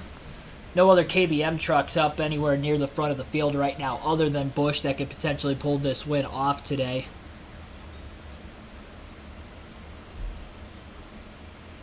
Been stuck at 99 since Busch won all the way back at Vegas earlier this season. Trying to get win number 100 also. But he's doing a great job.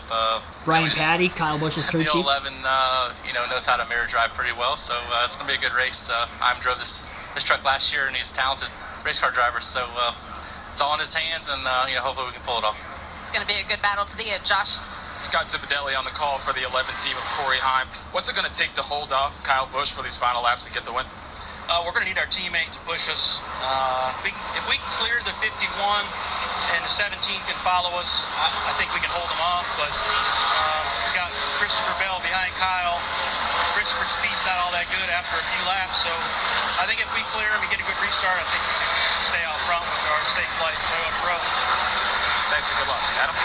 Hey, Zippy said it there, talking about the teammate element in all of this. And the last restart, Taylor Gray did a really good job of pushing Corey Heim. That's going to be huge here on this restart. Yeah, but what about the guy that's going to be pushing Kyle Busch? He's decent. Yeah, Christopher Bell. Oh, me, this is intense. A couple Cup superstars lined up to your inside. And it just, we've seen them be able to go 3 and 4 wide already. And now this could be the money restart. No telling what's going to happen when they get down toward turn 1. We're going to restart with 9 laps to go. Time is running out. By the way, Jake Garcia, involved in that incident a moment ago with Sanchez, has been released from the care center. Good news there. Little update from my health. My heart rate's 100. You're not even going to restart. No, I know, but I can't wait to watch this. It's just crazy. I'm at 100, so we're hanging, aren't we?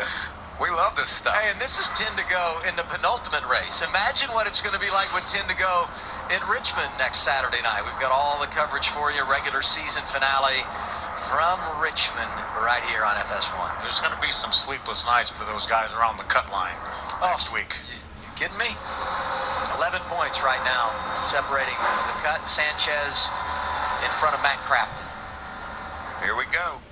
Headed to the green flag, 9 laps to go on the restart. It'll be Heim on the outside of the front row, Busch electing the bottom lane. Busch has Christopher Bell behind him, and Corey Heim has his teammate Taylor Gray behind him as well. Green flag back in the air. Busch has gotten to the lead off the restart once on the bottom before. Heim defended well in the last restart. He gets a great launch this time, and he is clear. Can Taylor Gray also clear the 51 truck? Because if he is able to do so, that is only going to help Corey Heim's chances of beating Busch. Busch deep into that first turn, and he is able to clear Taylor Gray, and he's right back in P2 again, and we got a crash off turn number 1. Big crash. 4, 5, 6, 7 trucks involved as a couple trucks slam hard against the wall as well as each other.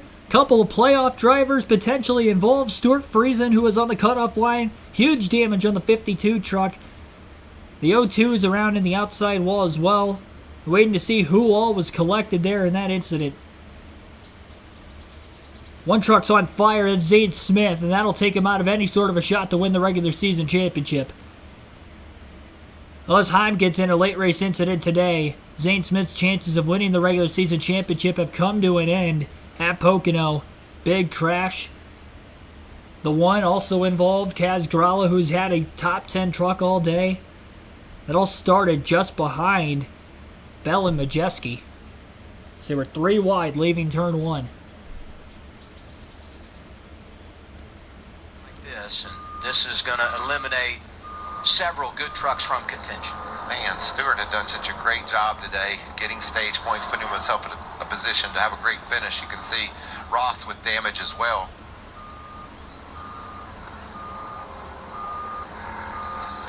And looking at our points, and you talk about the impact of that, Michael. Wow. Friesen out of his truck, done for the day. He went from well above the cut line to now 5 below. Matt Crafton, with the good fortune of avoiding this incident, now is back in to playoff position. He just seems to always find a way, doesn't he, Matt Crafton? Lawless Allen in the 45 truck with damage. Also, we saw Chastain, another Nice truck. Yeah, when that incident happened, they all slid to the outside of the racetrack. So everybody that had lined up on the outside for that restart behind these trucks all were really vulnerable, and a bunch of them got in it. Look at the updated points. I mean, DiBenedetto, we had said, had made a nice jump with all the stage points, and where he's running, he's plus 29, came in plus 5. Sanchez came in 2 to the good. He's now plus 16, even though he's had some problems today. But this one really big, the exchange for Crafton and Friesen. Friesen, who's been eliminated, and Crafton, who was able to drive through, is now 5 to the good. And, of course, that can change between now and the end of the race. But it's going to be And real the red snug at flag, the cut by line the way. once again when we head to Richmond next Saturday night. And the red flag is now being displayed as they prepare to get cleanup underway off of turn 1. That's a shame. We saw Carson dive to the bottom, make it 3 wide. Kaz up the middle there in the blue truck, and then he just pulls up. Didn't know he was 3 wide, maybe, possibly, but mistake. Oh, see late Chastain. there, Ross got into the And crippled Chastain was involved number too. 52 of Stuart Friesen. Yeah, don't know whether he just chased it up the hill or moved up the hill. Kligerman It got looked a like he piece of just the wall. moved up the hill, maybe thinking he could squeeze his way up, and certainly. And it's chaos. You can see right here, these trucks were not able to see after the initial truck started spinning and created so much smoke.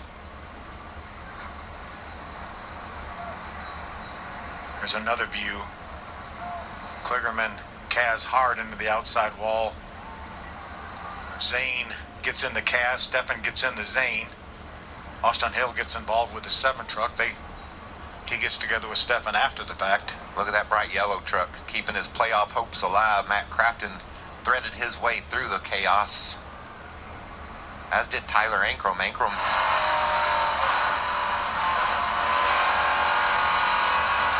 On board Daniel Dye.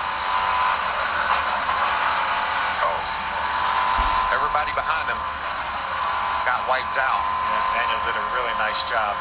He's being shown in 12th right now. Chase Purdy did a real nice job.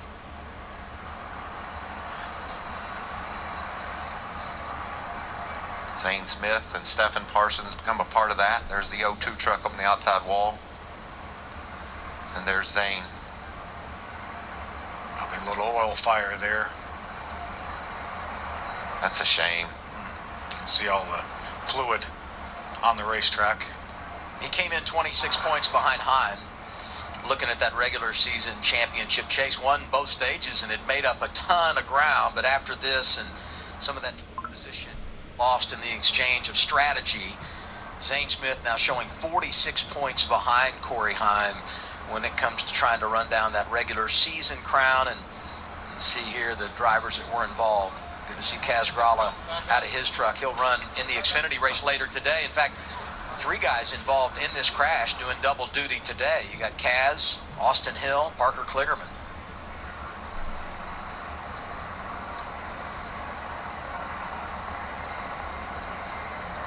It had been a clean race. Excuse me, Michael. I mean, you had the Tanner Gray incident early, but, you know, the rest of stage 1, stage 2 fairly clean. And then here in this final stage, you know, you had the problem with Sanchez when he and Garcia got connected, and now this big incident in turn 1 that's taken out some good ones.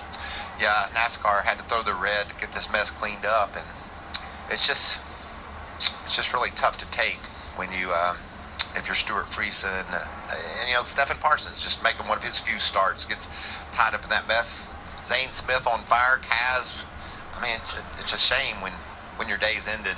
But we said it earlier, Adam. As the laps wind down, it's just going to get more and more intense, and more stuff's going to go down, and that's what we just saw. And another big restart coming after we clear everything in turn 1.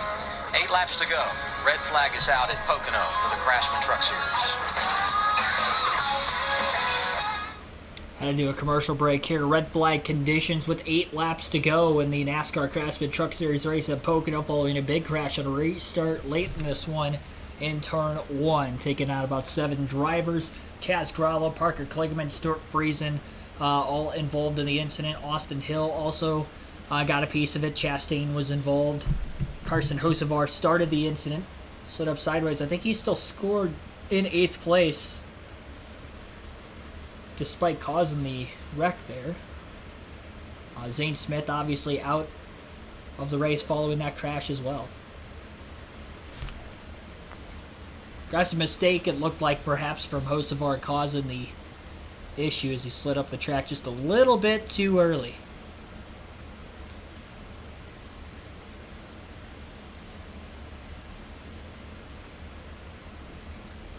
So I'll play more of the broadcast when they come back from the commercial break. We'll go through the full field running order based off of where they are at right now. Corey Heim, again, is the race leader. Kyle Busch is in 2nd. Taylor Gray in 3rd. Christopher Bell 4th. Ty Majeski 5th. Christian Eck is 6th. Dean Thompson is scored in 7th. Carson Hocevar 8th. Ben Rhodes 9th. Grant Enfinger 10th. Matt DiBenedetto 11th. Daniel Dye in 12th. Chase Purdy 13th. Haley Deegan 14th. Tyler Ankrum in 15th. Colby Howard 16th. Matt Crafton 17th. Raja Caruth 18th. Corey Roper 19th. And Stefan Malozzi is 20th. Caden Honeycutt 21st. Tyler Hill 22nd. Nick Sanchez 23rd, Spencer Boyd 24th, Josh Ream 25th, Wallace Allen 26th, Ross Chastain 27th, Stephen Parsons 28th, Kaz Gralla 29th, Parker Kligerman scored 30th, Stuart Friesen 31st, Austin Hill 32nd, Zane Smith 33rd, Brett Holmes 34th, and then Jake Garcia, Tanner Gray already out of the race before this incident. Garcia will finish 35th, and Tanner Gray will finish 36th.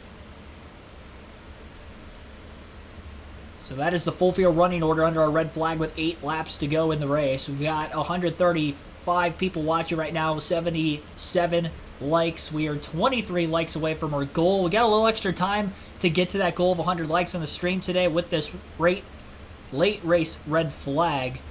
So be sure to hit that like button if you guys have not done so on the stream yet. More live commentary coverage coming up this weekend for the NASCAR races at Pocono. We'll have live commentary of tomorrow's NASCAR Cup Series race at 2 p.m. Eastern Standard Time. Will be the start of that one, just over 24 hours away there.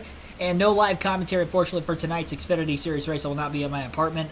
Tonight I have a wedding to attend later this evening, so there will be no live commentary for tonight's Xfinity race. Apologize for that. And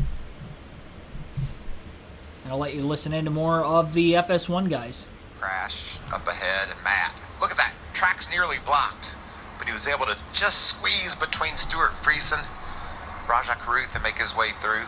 And you could see him accelerate before the hole would close back up. So you don't win 3 championships and have the kind of career Matt Crafton has had without avoiding some things. You're starting to think maybe Polka, yes. I was just going to go there. You're just hedging your bet a little bit there. I think we should dial up Matt Crafton here. Hey, Matt Crafton, this is the Fox booth. You got a copy? Yes, sir. That's clear. Well, buddy, we watched you avoid that incident there. It took all your years of experience to miss that. Great job, and really has you back in contention here. You were obviously a little different strategy, had some damage, but now in pretty good position. Yeah, guys, the truck handle's not bad. We just got lost track position at the beginning, didn't qualify good, and then we got the nose tore up. Just have a little bit of parachute on the front.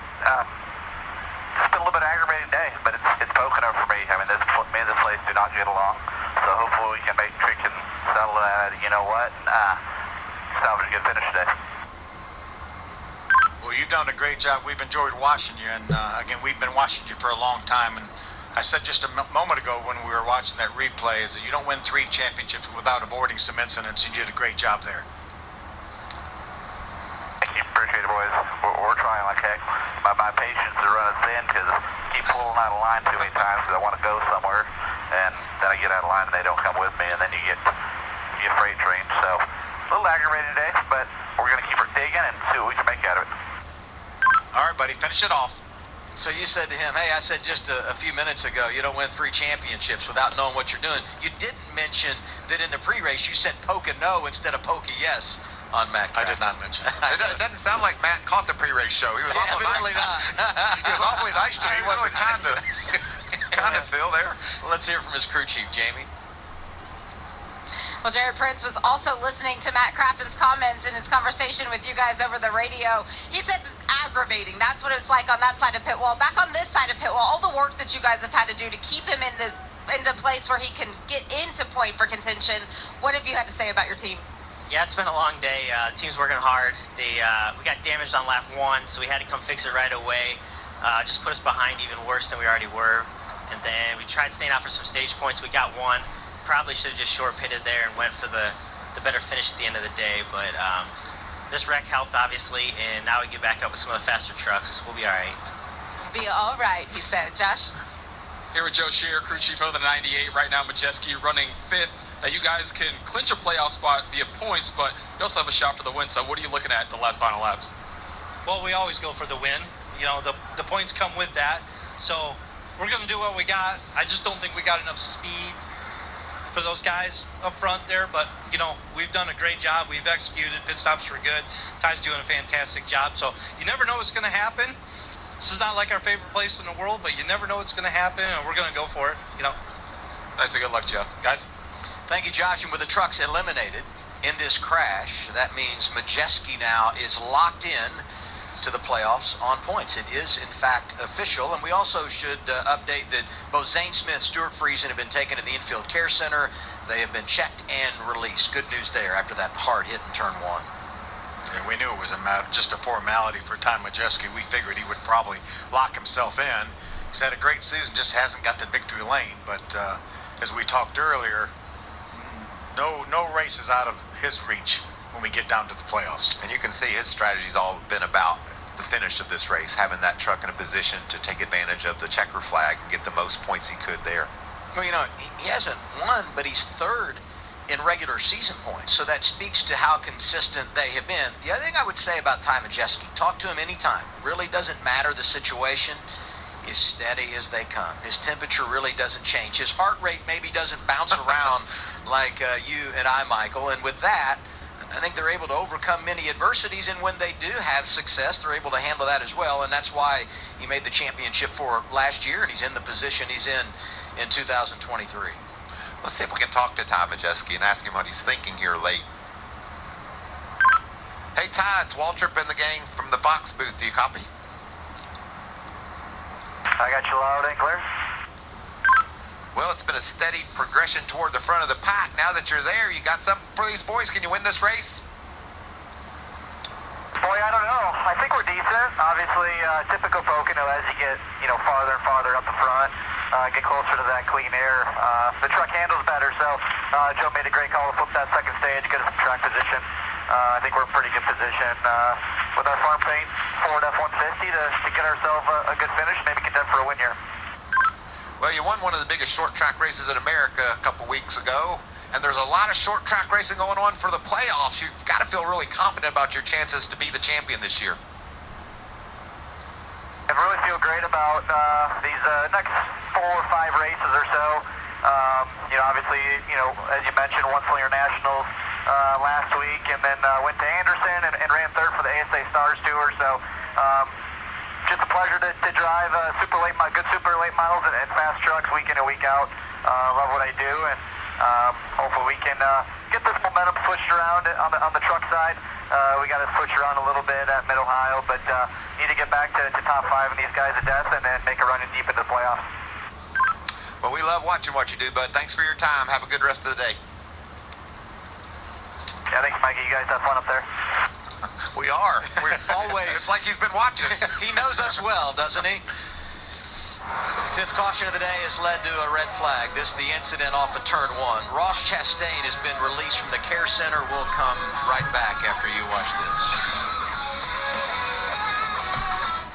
All right, so we are back under another commercial break during our red flag period. And the CRC Brakleen 150 at the Pocono Raceway for the NASCAR Craftsman Truck Series. And again, when we get back to a restart, we will have probably right around 5 laps to go or so. We are now not under red flag anymore, as it just went to the commercial break, as the red flag has been lifted, and we are now under caution flag conditions. So under yellow as of this point. And hopefully we can get this thing finished pretty quickly here. Hopefully that was the last caution of the race. You never know. You get into these late race restarts, cautions breed cautions. You don't know which one will be the last, but anyone could be the last. That's why they are as aggressive as they are in trying to get every single spot. And over-aggression, of course, causes incidents like we saw there. Again, drivers involved: Lawless Allen, Stuart Friesen, Zane Smith, Ross Chastain, Austin Hill, Kaz Grala, Parker Kligerman, and Stefan Parsons. All involved. And it started with Carson Hocevar. Tried to squeeze himself into that outside lane, and they were 3 wide. Just slammed a couple trucks up there, and nowhere to go for some of those trucks that were just behind and piled in. Turn 1 on that opening lap following the restart. Corey Heim was the race leader when the caution flag came out, just as he was leading up to the green, and Kyle Busch in second, just as we were in really Taylor Gray in third, Christopher Bell in fourth, just like we had on that last restart. So it'll probably be Heim and Gray again on the front row, and then Busch and Bell, if I had to imagine, will be on the inside of row 2, but we'll have to wait and see when they get that choose rule and the 1 to go signal as well. So that could definitely end up making a difference. Cautions breed cautions. Yes, they do. Who started that saying? Was it Larry McReynolds? Because he always would say it a lot. Stevie Joe Sampson, thanks for tuning in. Jared Tanksley, also welcome to the stream.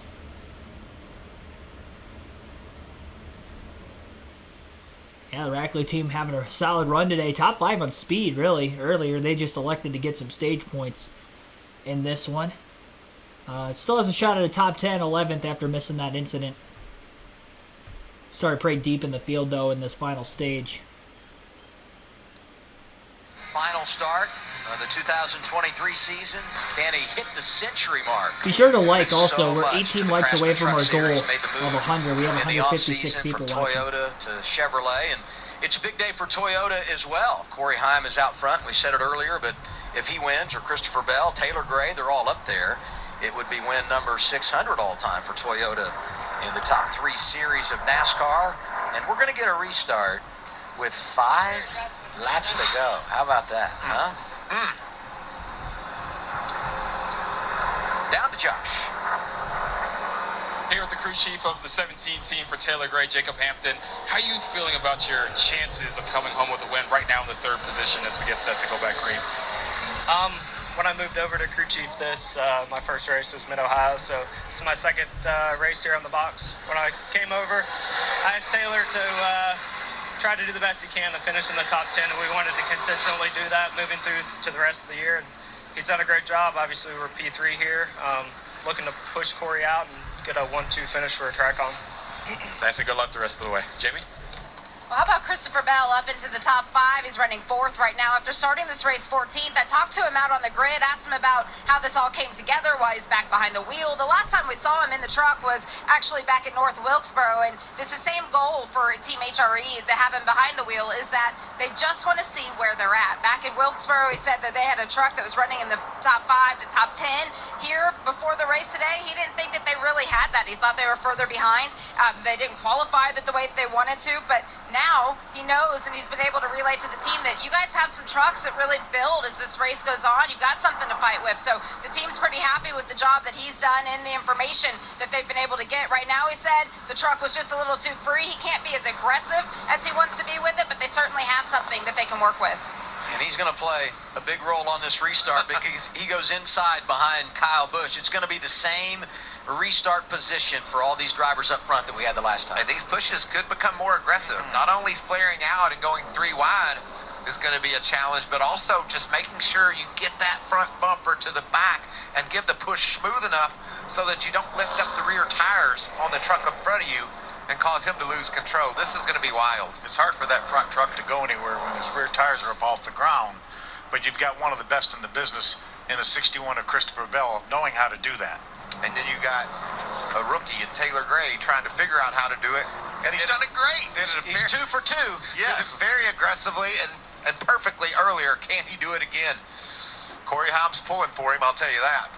Paying off the red flag. It was 13 minutes, 46 seconds today here at Pocono. And Kaz Gralla, you saw him out of his truck. He had driven it back around to pit road, got out of his truck, still had to go to the care center. He did.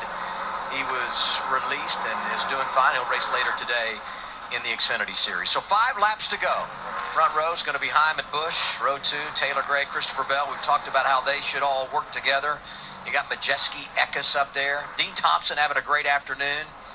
Hocevar, a part of the equation. Ben Rhodes, Grant Enfinger.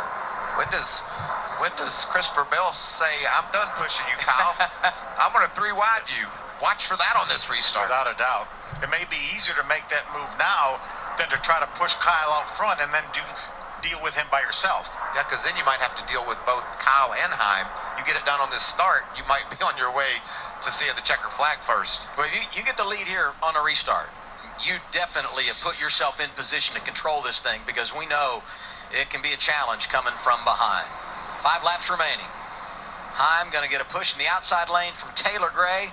Busch getting his help in the draft from Christopher Bell.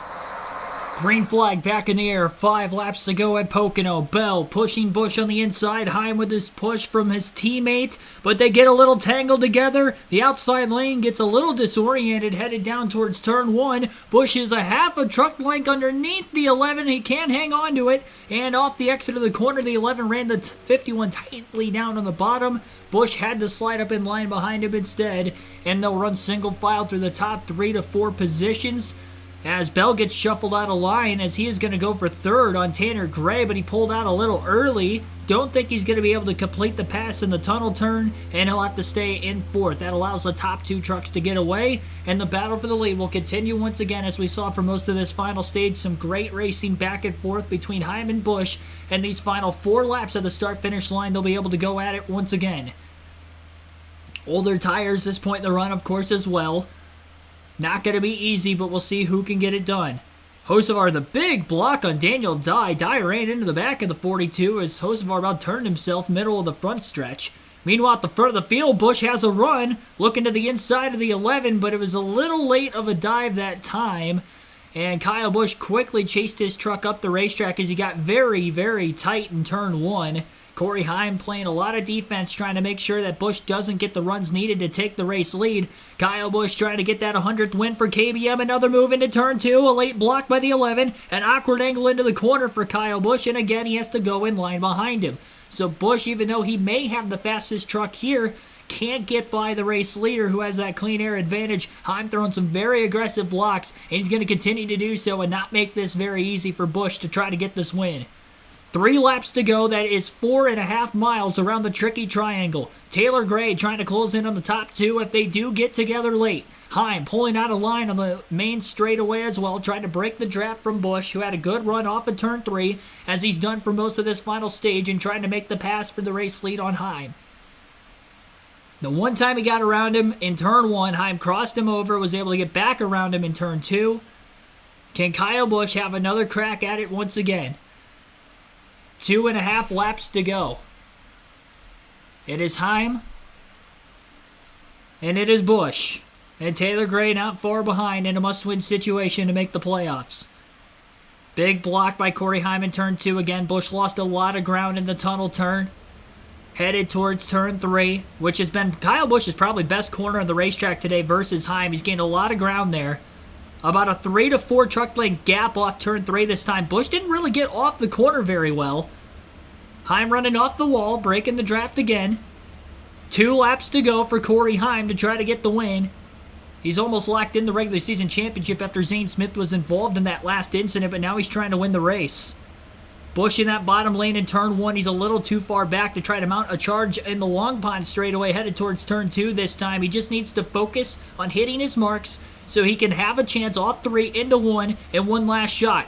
And how hard is Busch going to drive it to try to beat the 11 car? Will there be any give or take? I'd probably imagine that there won't be give. It'll be all take, but who is going to get it done? Through turn 2, into turn 3, another 3 to 4 truck length lead for Corey Heim. Busch not as close as he would like to be.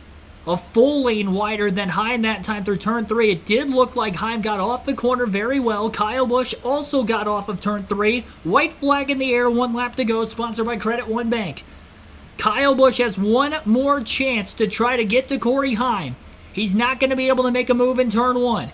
He's going to have to get close to make the move in turns 2 and 3. He's going to go a full lane wider in turn 1, trying to beat the 11. Great corner for Corey Heim. He's doing his job. Busch closing. Big run for Kyle Busch as they head for turn 2. Will he try to move into the tunnel turn? He's going for it. Busch to the inside for the lead. Clear. Kyle Busch is out in front. The 11's in the wall off the exit of turn 2. A huge run late on the long pond straightaway, and Kyle Busch is going to win at Pocono as he makes his way off of turn 3. It'll be the 100th win in the NASCAR Truck Series for KBM and a last lap thriller at the Tricky Triangle. Busch is a winner for the second time this NASCAR Truck Series season. I didn't think he got off of turn 1 good enough to get the run he had on Corey Heim. Never doubt the man. Kyle Busch wins. It took him to the last second to finally do it, but he got to the lead. And Kyle Busch wins at Pocono. Milestone once again, and probably not the last one Busch will reach in his NASCAR career. The next of many. But another date with history nonetheless. You'll get to hear from race winner Kyle Busch as well as some of the other top finishers in our brief post-race show today. We'll go through the full field finishing results once we get through those said interviews. What a run off of turn 1 for Kyle Busch. Heim made a block, but he gave Busch just enough room. Busch clipped that yellow line and just was able to clear the 11 barely in the middle of the corner. It looked like Heim may have gotten into the wall as he got a little tight when the 51 pulled up in front of him. He was committed, had the positioning on him a couple of times. Heim threw some very late blocks. Busch cut him some slack. That final lap, you had to imagine he wasn't going to back out of it. He was going to go for it, and he timed it perfect. And no chance for Heim to get back after him in turn 3 after he got into the wall and lost momentum. Here is your race winner, Rowdy. Performance, which we've obviously said that a number of times before for Kyle Busch, but I think he just studied Corey Heim over those last number of laps to see, well, maybe where is he going to be a little bit more vulnerable than the other corners. And I think he probably had it in his mind. That's what he was going to do, maybe with 2 or 3 laps to go. Fans giving him the love that he deserves for that. That place is packed for a truck race, by the way. Pass on the last lap. That grandstand is packed in. Have won in a truck for Kyle Busch Motorsports. And a couple of them that finished inside the top 5 had pulled it off. Corey Heim has won a truck race for Kyle, so has Christopher Bell. They finished 2nd and 4th this afternoon. Great day for Taylor Gray, who comes home 3rd. Grant Enfinger got to 5th. Majeski ends up 6th.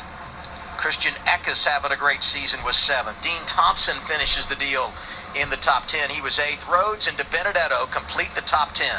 But the man at Pocono today is Kyle Busch. Here's Josh Sims. Kyle Busch, before the race, you told me you were tired of being asked when 100 was going to come for KBM. Will you get it done here today? What does 100 for your organization mean? Yeah, it's pretty cool. We've been around for a long time. Not as long as others, obviously.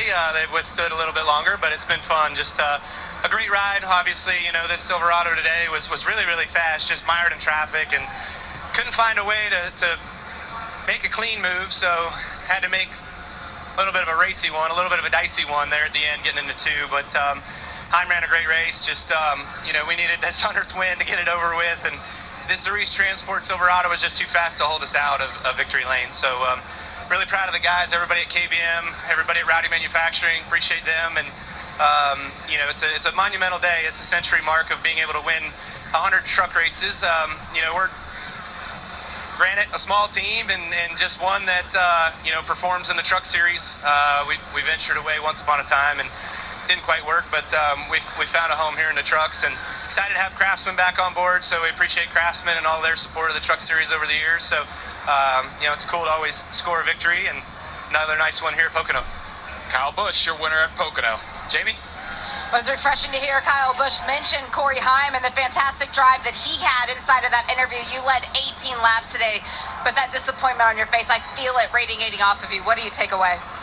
Yeah, just unreal. I mean, I felt like I did everything right. I seemed like we had about 5 laps in the truck before it started tightening up really bad on me. So didn't really get the run I wanted out of 1, and I knew his straightaway speed was really good. But I was a little upset initially, but realistically, I would have done the exact same thing. So, heat of the moment kind of deal there. But looking back on it, I mean, I've just got a lot of respect for Kyle. I've raced for him for 2 years, and he was really good to me, and he raced me with respect today.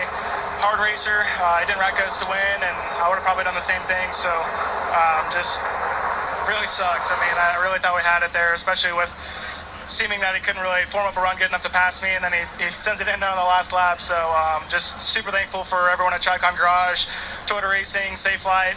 This Tundra TRD Pro was really good today. Just once again, seemed like we just had about 4 or 5 laps in it until it started tightening it up, and all the blame goes on me for not doing what I should have done. You did a great job. Got bested by one of the best ever. And lessons learned. He nearly turned Kyle away for the second time head-to-head this year. It was a great battle, and you'll always look back and think what I could have done differently, but the run off of turn 1 was the reason why Kyle had all that momentum and used the draft and dove in there aggressively, as Kyle said, and Corey agreed, but yet made the pass cleanly. Yeah, I don't think Kyle tried. We'll go through the full field finishing order here. Again, Kyle Busch with the race win, margin of victory 0.6 of a second, and a last lap pass all Corey Heim, who ended up second. Taylor Gray finishes third today, Christopher Bell fourth. Grant Enfinger ends up rounding out the top 5. Ty Majeski finishes 6th, Christian Eck is 7th. Great top 10 for Dean Thompson finishing 8th, Ben Rhodes 9th, and Matt DiBenedetto ran great all day, ends up finishing in 10th as well. Carson Hocevar with an 11th place finish, Tyler Ankrum 12th, Haley Deegan 13th, Matt Crafton 14th, Colby Howard 15th, Raja Cruz 16th, Daniel Dye 17th, Chase Purdy 18th, 19th place was Nick Sanchez, and Caden Honeycutt rounds out the top 20, Tyler Hill finishes 21st, Parker Kligerman 22nd, 23rd, Corey Roper, Stephen Malozzi 24th, Spencer Boyd 25th, Josh Ream 26th, Lawless Allen 27th, Stephen Parsons 28th, Brett Holmes 29th, Ross Chastain, first driver out of the race, finishes 30th.